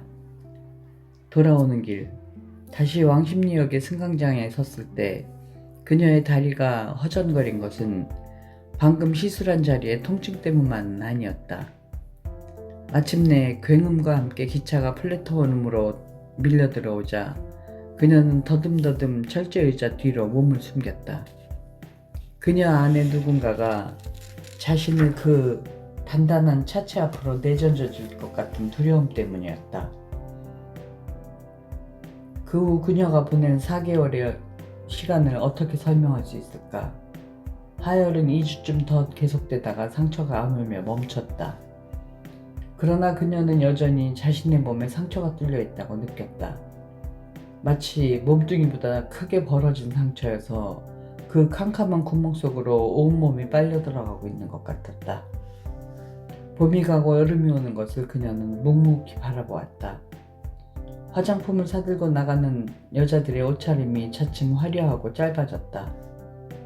언제나처럼 그녀는 손님들에게 미소를 주었고 활달하게 제품을 권했고 적당한 애놀이를 해주었으며 샘플과 사은품을 넉넉히 챙겨주었다. 신제품의 포스터를 눈에 띄는 자리에 붙였고 손님들의 평이 좋지 않은 피부관리사를 탈없이 교체했다. 그러나 직원들에게 가게를 맡기고 지우를 데리러 가는 저녁이면 그녀는 무덤처럼 지쳐 있었다. 열대야의 거리 한편을 걸으며 그녀는 예의 캄캄한 구멍이 언제나처럼 그 자리에서 입을 벌린 채 그녀를 빨아들이려 하는 것을 느꼈다. 땀에 젖은 몸을 끌며 그녀는 그 거리를 통과해 나아갔다. 그렇게 무더웠던 여름이 아침 저녁으로 서늘해지던 즈음이었다. 언제나 그랬듯 며칠 만에 새벽에 들어온 그가 도둑처럼 그녀를 안았을 때 그녀는 그를 밀쳐냈다. 피곤해요. 정말 피곤하다니까요. 그는 낮게 말했다. 잠깐만 참아. 그때 그녀는 기억했다. 그 말을 그녀가 잠결에 무수히 들었다는 것을. 잠결에. 이 순간만 넘기면 얼마가든 괜찮으리란 생각으로 견뎌냈다는 것을. 혼곤한 잠으로 고통을, 치욕마저 지우곤 했다는 것을. 그리고 난 아침 식탁에서 무심코 젓가락으로 자신의 눈을 찌르고 싶어지거나 차주전자의 끓는 물을 머리에 부었고 싶어지곤 했다는 것을. 그가 잠들고 나자 안방은 고요했다. 모로 누운 아이의 몸을 바로 누이며 그녀는 어둠 속에서 희미하게 드러난 부자의 옆 얼굴을 가련하게 닮아 있는 것을 보았다. 아무것도 문제될 것은 없었다. 사실이었다. 이제까지 그래왔듯이 언제까지나 살아나가면 되는 것이었다. 그것 말고는 어떤 다른 길도 없었다. 잠은 깨끗이 달아났지만 대신 육중한 피로감이 그녀의 목덜미를 눌러왔다. 온몸에 습기가 바싹 말라버린 것 같다고 그녀는 느꼈다. 그렇게 건조된 육신이 이미 너덜너덜해진 것 같았다. 안방을 걸어 나온 그녀는 검푸른 베란다 창을 내다보았다. 지우가 간밤에 놀다 둔 장난감들, 소파와 텔레비전, 싱크대의 깜깜한 문짝들과 가스레인지의 얼굴들을 마치 처음 보는 물건인 양, 처음 와본 집인 양 둘러보았다. 그녀는 이상한 흉통을 느꼈는데 마치 그 집이 점점 자신의 몸을 죄어 들어오는 것 같은 압박감이었다. 그녀는 옷장문을 열었다. 아이가 젖먹이 때부터 좋아했던, 그래서 그녀가 집에서 자주 입었기 때문에 색이 바랄 대로 바른 보라색 면 티셔츠를 꺼냈다. 몸이 좋지 않을 때 그녀는 그 옷을 입곤 했는데 수없이 빨았는데도 전내와 베넷나가 맡아지는 것 같은 안도감 때문이었다. 그러나 이번에는 효력이 없었다. 흉통은 차츰 심해졌다. 숨이 가빠왔으므로 그녀는 계속해서 심호흡을 해야 했다. 그녀는 소파에 비스듬히 걸터앉았다. 둥글게 돌고 있는 시계 초침을 눈으로 따라가며 호흡을 진정시키려 했다. 그러나 뜻대로 되지 않았다. 문득 그녀는 이 순간을 수없이 겪은 듯한 기시감을 느꼈다. 고통에 찬 확신이 마치 오래 준비된 것처럼 이 순간만을 기다리고 있었던 것처럼 그녀 앞에 놓여 있었다. 이 모든 것은 무의미하다. 더 이상은 견딜 수 없다. 더 앞으로 갈 수 없다. 가고 싶지 않다. 그녀는 다시 한번 집안의 물건들을 둘러보았다. 그것들은 그녀의 것이 아니었다. 그녀의 삶이 자신의 것이 아니었던 것과 똑같았다. 봄날 오후에 국철 승강장에 서서 죽음이 몇 달 뒤로 다가와 있다고 느꼈을 때 몸에서 끝없이 새어나오는 선혈이 그것을 증거한다고 믿었을 때 그녀는 이미 깨달았었다. 자신이 오래전부터 죽어 있었다는 것을. 그녀의 고단한 삶은 연극이나 유령 같은 것에 지나지 않았다는 것을. 그녀의 곁에 나란히 선 죽음의 얼굴은 마치 오래전 잃었다가 돌아온 혈육마저 낯익었다. 마치 추운 듯 떨려오는 몸을 일으켜 그녀는 장난감을 놓아두는 방의 문으로 다가갔다. 지난 일주일 동안 저녁마다 지우와 함께 장식해 걸어놓은 모비를 떼어낸 뒤 끈을 풀기 시작했다. 단단히 묶어두었기 때문에 손가락 끝이 아팠지만 참을성 있게 마지막 매듭을 풀어냈다. 장식했던 별 모양의 색종이와 셀로판지를 차곡차곡 모아 바구니에 정리한 뒤 끈을 말아 바지 주머니에 넣었다. 그녀는 맨발에 샌들을 꿰어 신었다. 육중한 현관문을 밀어 열고 나갔다. 5층의 계단을 걸어 내려갔다. 바깥은 아직 어두웠다. 거대한 아파트 건물은 두어 점의 불빛만을 밝히고 있었다. 그녀는 계속해서 걸어갔다. 아파트 뒤편의 쪽문을 지나 뒷산으로 어둡고 좁다란 길을 밟아 올랐다. 검푸른 어둠 때문에 뒷산은 평소보다 깊게 느껴졌다. 새벽부터 약수를 들어다니는 부지런한 노인들도 아직 잠든 시각이었다. 고개를 수그린 채 그녀는 걷고 또 걸었다. 땀인지 눈물인지 알 수 없는 것으로 뒤범벅이 된 얼굴은 손등으로 묵묵히 문질렀다. 자신을 집어삼키는 구멍 같은 고통을, 격렬한 두려움을, 거기 동시에 배어든 이상한 평화를 그녀는 느꼈다. 시간은 멈추지 않는다. 그녀는 의자로 돌아온다. 마지막 남은 밀폐용기의 뚜껑을 연다. 동생의 빳빳한 손을 억지로 끌어 매끄러운 자두들의 껍질을 어루만지게 한다. 앙상한 손가락들을 둥글게 말아 그중 하나를 쥐게 한다. 자두 역시 영희가 좋아하던 과일이었던 것을 그녀는 잊지 않았다. 언젠가 어린 영희가 씹지 않고 입안에서 굴리며 감촉이 좋다고 말했던 기억이 있다. 그러나 지금 영희의 손은 반응이 없다. 영희의 얇아진 손톱이 마치 종이 같다고 그녀는 느낀다. 영희야. 고요한 병실에 울리는 그녀의 음성은 메말라 있다. 어떤 대답도 들리지 않는다. 그녀는 영희의 얼굴에 바싹 얼굴을 댄다. 그 찰나 거짓말처럼 영희의 눈꺼풀이 열린다. 영희야. 그녀는 동생이 텅 빈 검은 눈을 들여다본다. 그녀의 얼굴이 비쳐있을 뿐이다. 놀랄 만큼의 실망에 그녀는 맥이 풀린다.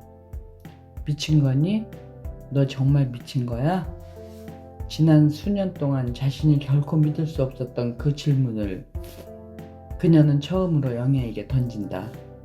네가 정말 미친 거니? 그녀는 알지 못할 두려움을 느끼며 동생으로부터 주춤 물러나앉는다. 숨소리도 들리지 않는 병실의 정적이 물먹은 솜처럼 그녀의 귀를 틀어막는다. 어쩌면 침묵을 깨고 그녀는 중얼거린다. 생각보다 간단한 건지도 몰라. 그녀는 망설이며 잠시 말을 끊는다. 미친다는 건 그러니까. 그녀는 더 이상 말을 잇지 않는다. 대신 팔을 뻗어 동생의 인중에 집게 손가락을 얹는다. 가느다랗고 따스한 숨이 느리게 그러나 규칙적으로 그녀의 손가락을 간지럽힌다. 그녀의 입술이 미세히 경련한다. 지금 그녀가 남모르게 겪고 있는 고통과 불면을 영애는 오래전에 보통의 사람들보다 빠른 속력으로 통과해 거기서 더 앞으로 나아간 걸까? 그러던 어느 찰나 일상으로 이어가는 가느다란 끈을 놓아버린 걸까? 잠을 이루지 못한 넉 달 동안 그녀는 이따금 혼란 속에서 생각해왔다. 지우가 아니라면, 지우가 지워준 책임이 아니라면 자신 역시 그 끈을 놓쳐버릴지도 모른다고. 다만 기적처럼 고통이 멈추는 순간은 웃고는 다음이다. 지우가 어떤 말이나 행동으로 그녀를 웃기고 그녀는 문득 멍해진다. 어릴 때는 자신이 웃었다는 사실이 믿기지 않아 더 웃기도 했다. 그럴 때 그녀의 웃음은 즐거움이라기보다는 혼돈에 가까울 테지만 지우는 그렇게 그녀가 웃는 모습을 좋아한다. 이렇게 이렇게 해서 엄마가 웃었어? 지우는 그때부터 조금 전의 행동을 반복하기 시작한다. 입을 뾰족하게 모으고 이마에 뿔을 만든다든가 꽈당 넘어지는 신용을 한다든가 두 다리 사이로 얼굴을 끼우고는 엄마 하고 우스꽝스러운 억양으로 익사를 부린다. 그녀가 웃을수록 지우는 익살의 강도를 높인다. 마침내는 언젠가 통했다고 기억되는 모든 웃음의 비법들을 동원한다. 어린아이의 그런 필사적인 노력이 오히려 그녀에게 죄책감을 일으켜 그녀의 웃음이 결국 흐려져 버린다는 것을 지우가 알 리 없다. 산다는 것은 이상한 일이라고 그 웃음의 끝에 그녀는 생각한다. 어떤 일이 지난 뒤에라도 그토록 끔찍한 일들을 겪은 뒤에도 사람은 먹고 마시고 용변을 보고 몸을 씻고 살아간다. 때로는 소리내어 웃기까지 한다.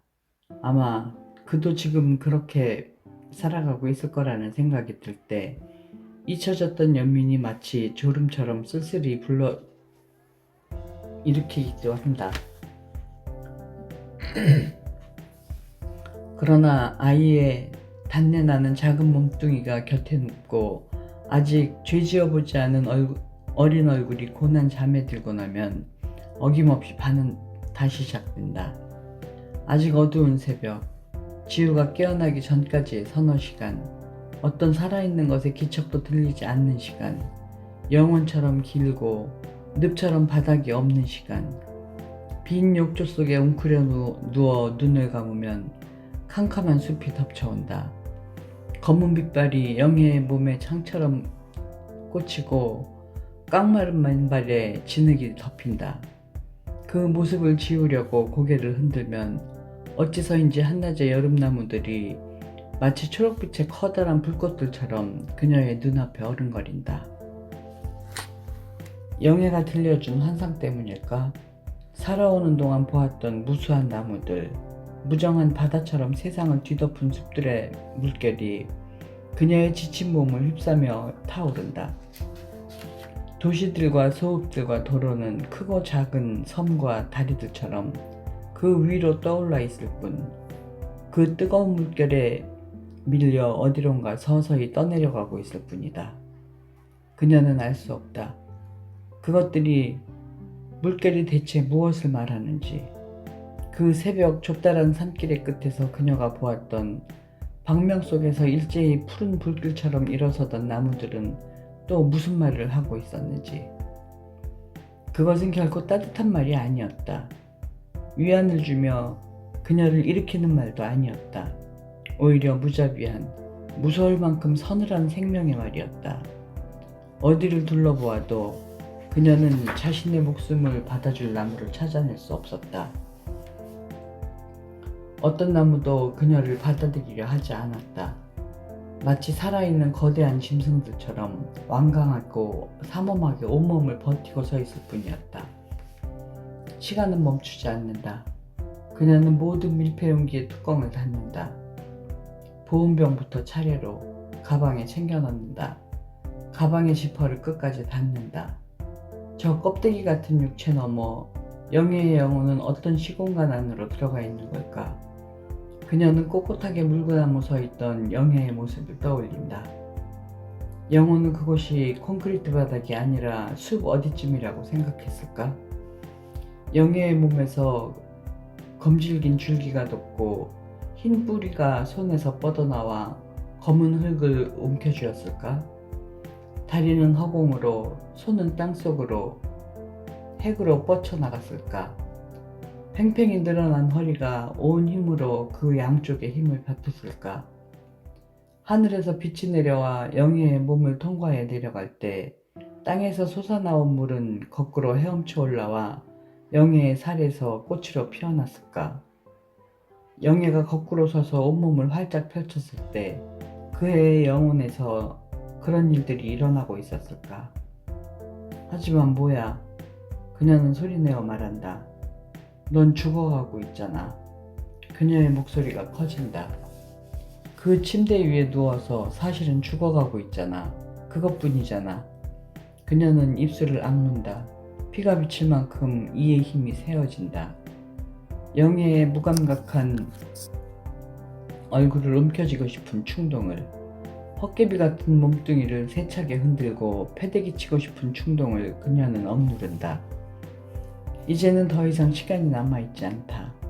그녀는 가방을 메고 의자를 밀어넣는다. 허리를 앞으로 수그린 채 병실을 빠져나온다. 고개를 돌리자 빳빳이 굳은 영애의 몸이 여전히 침대 시트 아래 누워있다. 그녀는 좀 전보다 세차게 이를 악문다. 로비를 향해 걸음을 내딛는다. 단발머리의 간호사가 희고 자그마한 플라스틱 바구니를 들고 로비의 탁자 앞에 나가 앉는다. 바구니는 여러 종류의 손톱깎이가 들어있다. 환자들이 줄줄 서서 손톱깎이를 하나씩 받아간다. 저마다 좋아하는 것이 따로 있는지 고르는데 많은 시간이 소요된다. 한쪽에서는 머리를 묶은 간호사 조무사가 치매 환자들의 손톱을 차례로 깎아준다. 그녀는 조용히 그 광경을 바라보며 서 있다. 뾰족하여 상처를 입힐 수도 있는 것, 긴 줄의 형태여서 목을 조를 수도 있는 것은 병원에서 금기다. 타인에게 해를 입힐 수도 있어서기도 하지만 그보다는 자신을 해칠 것이 염려되기 때문이다. 주어진 시간 안에 손톱깎이를 반납하기 위해 저마다 자신의 손에 골몰에 있는 환자들의 얼굴을 그녀는 건너다 본다. 벽에 걸린 시계는 2시 5분을 가리키고 있다. 의사의 흰 가운이 유리문에 어리는가 싶더니 로비의 출입문이 열린다. 영애의 담당이다. 그는 뒤돌아서서 익숙한 동작으로 문을 잠근다. 어느 큰 병원이든 마찬가지겠지만 정신병원에서 전문의의 권위는 더욱 특별해 보인다. 아마 환자들이 감금되어 있기 때문일 것이다. 흡사 구세주를 발견한 듯 환자들이 우르르 몰려들어 의사를 애워싼다. 선생님 잠깐만요. 제 집사람이랑 통화해 보셨나요? 퇴원해도 좋다고 선생님이 한 말씀만 해주시면. 중년의 남자 환자가 미리 준비해둔 쪽지를 의사의 가운 주머니에 밀어넣는다. 제 집사람 전화번호입니다. 저 한 번만 전화를 해주시면. 중년 남자의 말을 가로막으며 치매로 보이는 노인 환자가 끼어든다. 선생님, 약 좀 바꿔주시오. 자꾸만 귀에서 우웅 소리가 난단 말이오. 그 사이 예의 피해망상증 여자 환자가 의사에게 다가가 소리치기 시작한다. 선생님, 저랑 얘기 안 하실 거예요? 저 사람이 때려서 살 수가 없어요. 아니 왜 이러세요? 왜 발로 차고 그러세요? 말로 하시라고요. 의사는 직업적인 느긋한 미소로 여자를 달랜다. 제가 언제 발로 찼다는 겁니까? 잠깐만요. 이분하고 얘기 좀 먼저 하고요. 언제부터 귀에서 소리가 나기 시작했죠? 쿵쿵 소리를 내며 한 발을 구르면서 기다리는 동안 여자의 찡그린 얼굴은 난폭함보다는 비참함과 불안을 드러내고 있다. 그때 다시 로비 문이 열리며 처음 보는 의사가 들어온다. 내과 선생님이에요. 어느 틈에 그녀의 곁에 와 있었는지 희주씨가 기뜸해준다. 정신병원마다 한 명씩 상주하게 되어 있다는 내과 의사인 모양이다. 동안인지 퍽 젊어 보이는 차갑지만 영민해 보이는 인상의 남자다. 마침내 환자들을 떼어낸 영애의 담당이가 탁탁탁 발소리를 내며 그녀에게 다가온다. 그녀는 자신도 모르게 쥐충 뒤로 물러선다. 얘기해보셨습니까? 제가 보기엔 의식이 없는 것 같았어요. 외견상으론 그렇게 보이지만 모든 근육이 빳빳하게 긴장돼 있어요. 의식을 놓고 있는 게 아니라 오히려 의식을 어딘가에 집중하고 있는 겁니다. 그 상태를 억지로 깨뜨릴 때의 반응을 보시면 완전히 깨어있다는 걸 아실 겁니다. 의사의 태도는 진지하고 조금 긴장되어 보인다. 가족으로서 지켜보기 어려울 수도 있습니다. 도움이 되기 어렵다고 판단되시면 빨리 피해 계시는 편이 나을 겁니다.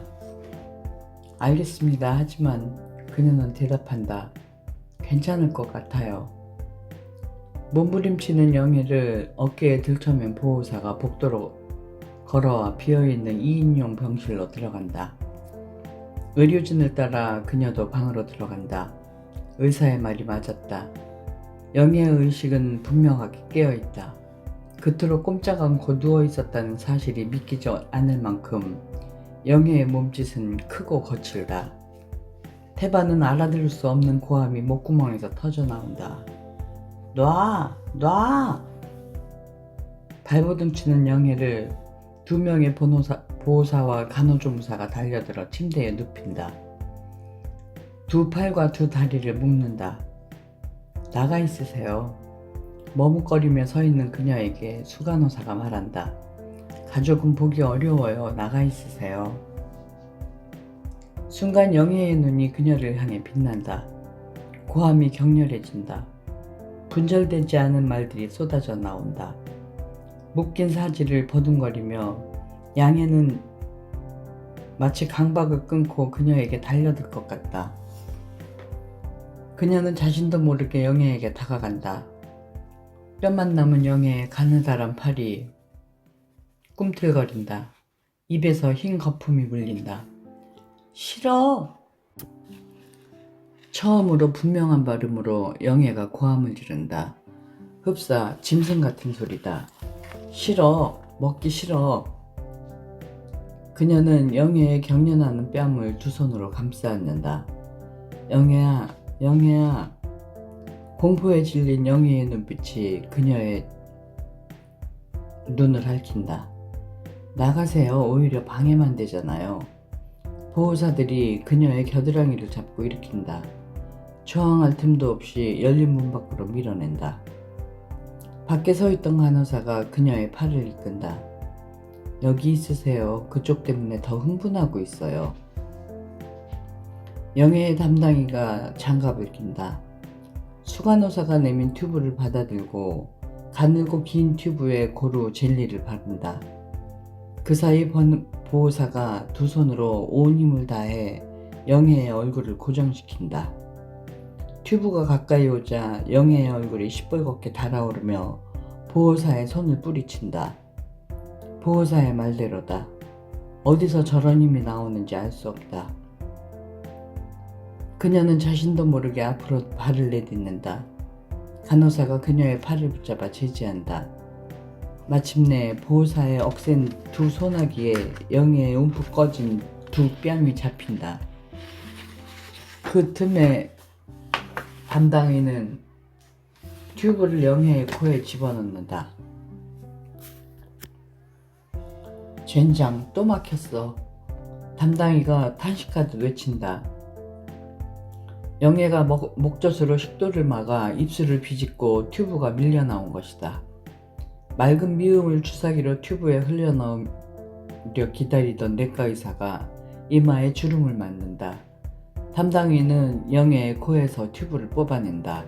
자, 한 번 더 해봅시다. 이번엔 더 빨리.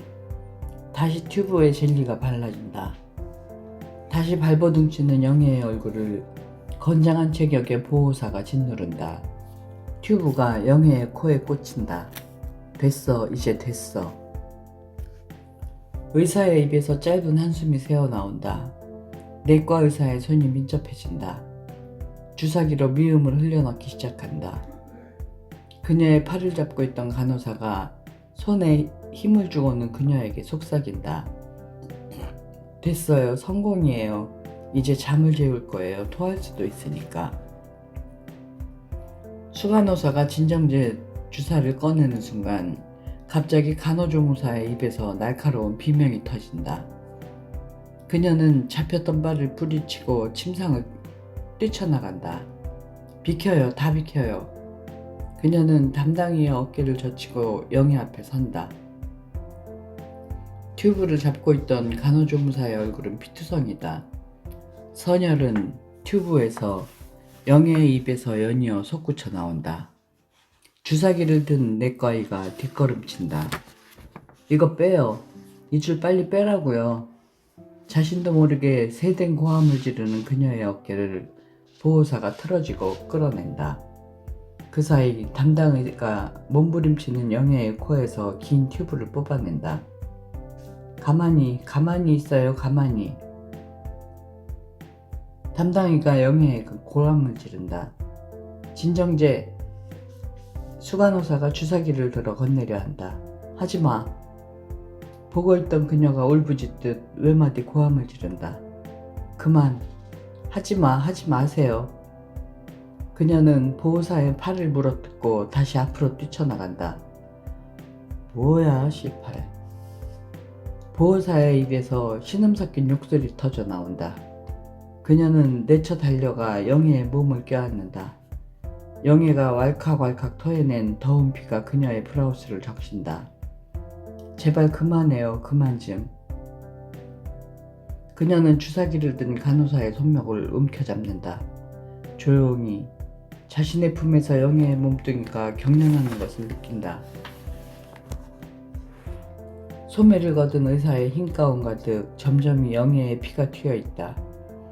얼핏 커다란 소용돌이를 연상시키는 그 무늬를 그녀는 멍하게 바라본다. 당장 큰 병원으로 옮기셔야 되겠습니다. 서울로 가십시오. 위치혈에 문제가 해결되면 그 병원에서 목혈관으로 단백질 주사를 맞아야 합니다. 그것도 오래 갈 수는 없겠지만 생명을 연장하려면 그 길뿐이에요. 그녀는 방금 출력된 의뢰서를 받아 가방에 넣고 간호사실을 빠져나온다. 화장실에 들어서자마자 단단히 힘을 주고 있던 다리를 변기 앞에 무너뜨린다. 조용히. 그녀는 토하기 시작한다. 뿌연 차와 함께 노란 유액이 나온다. 바보같이. 세면대 앞에서 얼굴을 씻으며 그녀는 떨리는 입술로 바보같이 라고 대낸다. 기껏 해칠 수 있는 건 네 몸이지. 네 뜻대로 할 수 있는 유일한 게 그거지. 그런데 그것도 마음대로 되지 않지. 고개를 들자 거울에 비친 그녀의 얼굴이 물에 젖어 있다. 수없이 꿈에서 피를 흘렸던 여자의 눈이다.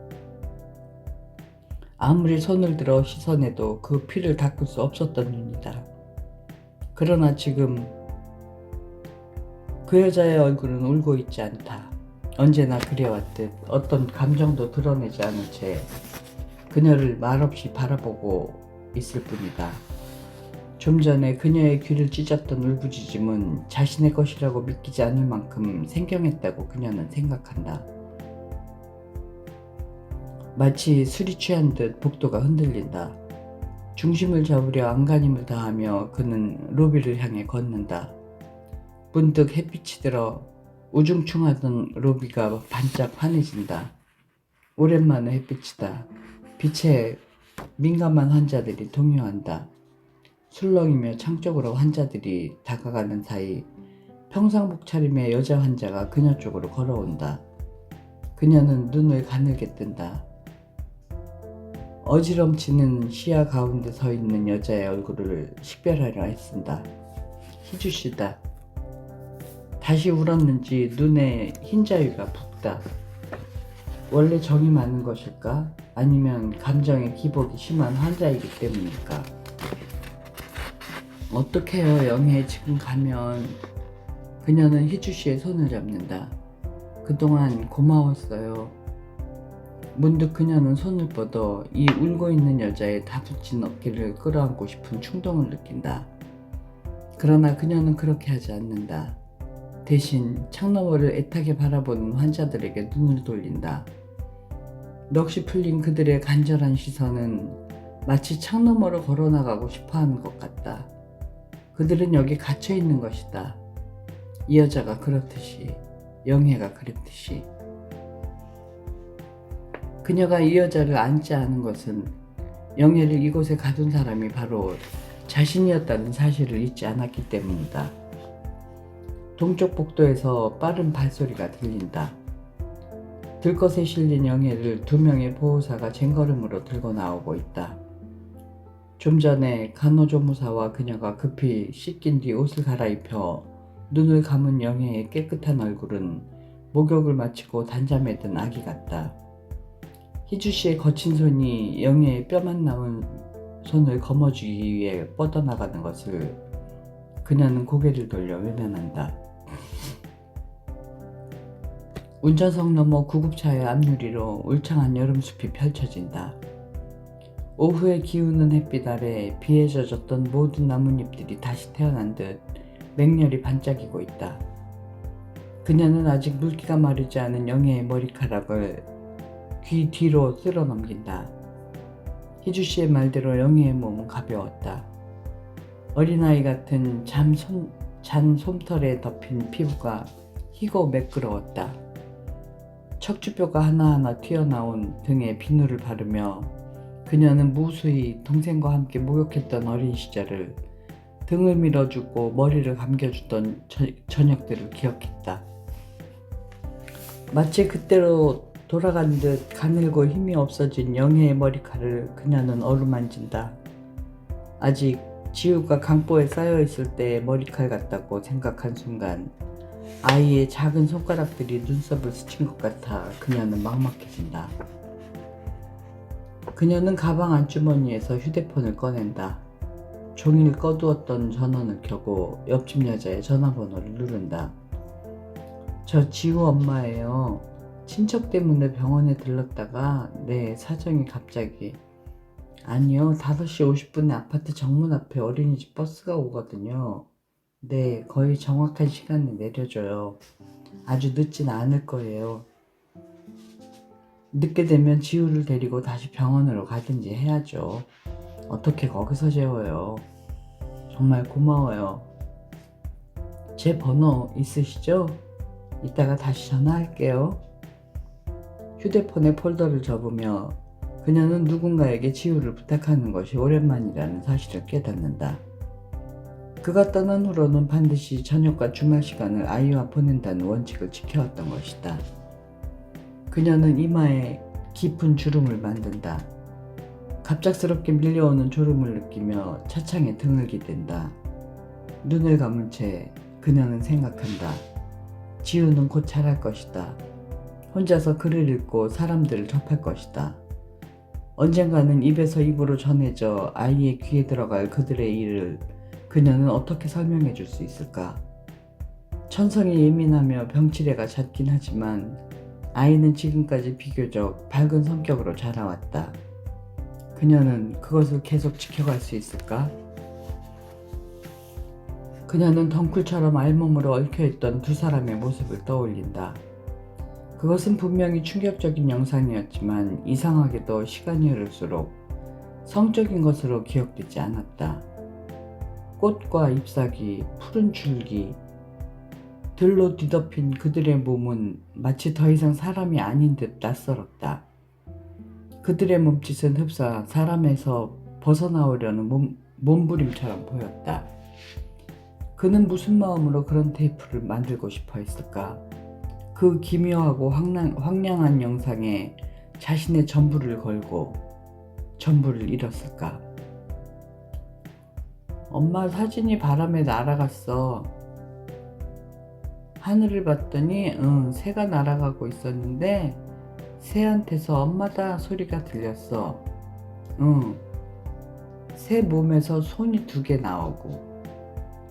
오래전 아직 말이 서툴던 지우가 잠 덜 깬 눈을 가늘게 뜨며 했던 말이다. 눈물이 나오려 할 때 아이가 짓곤 하는 특유의 흐릿한 웃음에 그녀는 놀랐다. 그런데 그게 왜 슬픈 꿈이야? 이부자리에 누운 채 지우는 주먹으로 눈시울을 문질렀다. 새가 어떻게 생겼는데 무슨 색이야?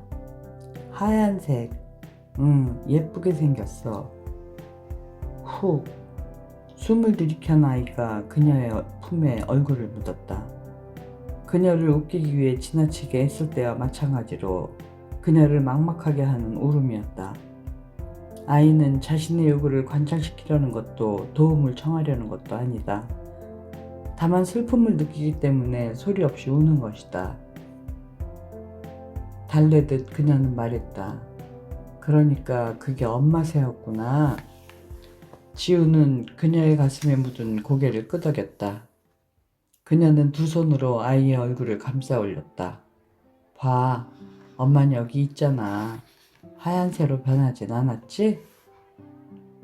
강아지처럼 젖은 아기의 얼굴에 어렴풋이 미소가 어렸다. 거봐, 그냥 꿈인걸. 정말 그럴까? 그 순간 그녀는 숨지우려 의문했다. 꿈일 뿐, 우연의 일치일 뿐이다. 방명 속으로 일어서는 두 뒷산의 나무들에게서 파란 보라색 티셔츠 차림의 그녀가 뒷걸음질 쳐 내려왔던 그 아침이었다. 그냥 꿈이야. 그날의 지우의 얼굴을 떠오를 때마다 그녀가 소리내어 내뱉는 말이다. 자신의 목소리에 놀라 그녀는 두 눈을 흡뜨고 황황히 좌우를 살핀다. 구급차는 비탈진 도로를 여전히 빠르게 달려가 내려가고 있다. 오래 손질하지 못한 머리카락을 쓸어올리는 그녀의 손이 눈에 보이게 떨린다. 그녀는 설명할 수 없다. 어떻게 자신이 그렇듯 쉽게 아이를 버리려 할 수 있었는지, 자신에게도 납득시킬 수 없을 잔인한 무책임의 죄였으므로 누군가에게 고백할 수도 용서를 구할 수도 없다. 다만 소름 끼칠 만큼 담담한 진실의 감각으로 느낄 뿐이다. 그와 영애가 그렇게 경계를 뚫고 달려나가지 않았다면, 모든 것을 모래산처럼 허물어뜨리지 않았다면 무너졌을 사람은 바로 그녀였을지도 모른다는 것을, 다시 무너졌다면 돌아오지 못했으리라는 것을. 그렇다면 오늘 영애가 토한 피는 그녀의 가슴에서 터져나왔어야 할 피일까? 소리를 내며 영애가 깨어나려 한다. 피를 다시 토할까봐 그는 급히 손수건을 꺼내 영애의 입가에 댄다. 영애는 피를 토하는 대신 눈을 뜬다. 검은 눈동자가 똑바로 그녀를 본다. 저 눈 뒤에서 무엇이 술렁이고 있을까? 어떤 공포, 어떤 분노, 어떤 고통이, 그녀가 모르는 어떤 지옥이 도사리고 있을까? 영애야, 메마른 음성으로 그녀는 동생을 부른다. 그녀의 부름에 대답하려는 것이 아니라 결코 대답하지 않겠다는 저항인 듯 영애는 고개를 외튼다. 그녀는 떨리는 손을 뻗었다가 이내 거둔다. 그녀는 입술을 악문다. 불현듯 그날 새벽 걸어 내려오던 산길이 떠올랐기 때문이다. 샌들을 적신 이슬이 맨발에 차갑게 스며썼다. 그녀는 눈물 따위 흘리지 않았다. 이해할 수 없었기 때문이다. 너덜너덜한 몸뚱이를 적시는 바싹 마른 혈관으로 퍼지는 그 차가운 물기가 무엇을 말하려 하는지 결코 알 수가 없었기 때문이다. 그 모든 것이 다만 그녀의 몸속으로 뼛속까지 스며들었을 뿐이다. 이것 말이야. 그녀는 문득 입을 열어 영애에게 속삭인다. 덜컹. 도로가 파인 자리를 지나며 차체가 흔들린다. 그녀는 두 손에 힘을 주어 영애의 어깨를 붙든다. 어쩌면 꿈인지 몰라. 그녀는 고개를 수그린다.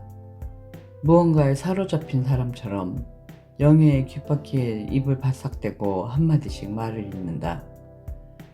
꿈속에선 꿈이 전부인 것 같잖아. 하지만 깨고 나면 그게 전부가 아니란 걸 알지. 그러니까 언젠가 우리가 깨어나면 그때는. 그녀는 고개를 든다. 구급차는 축성산을 벗어난 마지막 굽잇길을 달려나가고 있다. 솔개로 보이는 검은 새가 먹구름장을 향해 날아오르는 것이 보인다. 쏘는 듯한 여름 햇살이 눈을 찔러 그녀의 시선은 그 날갯짓을 더 따라가지 못한다. 조용히 그녀는 숨을 들이마신다. 활활 타오르는 도로변의 나무들을, 무수한 짐승들처럼 몸을 일으켜 일렁이는 초록빛의 불꽃을 쏘아본다. 대답을 기다리듯, 아니 무언가에 항의하듯. 그녀의 눈길은 어둡고 끈질기다. 여기까지 채식주의자였습니다. 들으시는 동안 노벨상감은 아니었지만 편하셨길 바랍니다. 책 읽어주는 사람 김희애였습니다.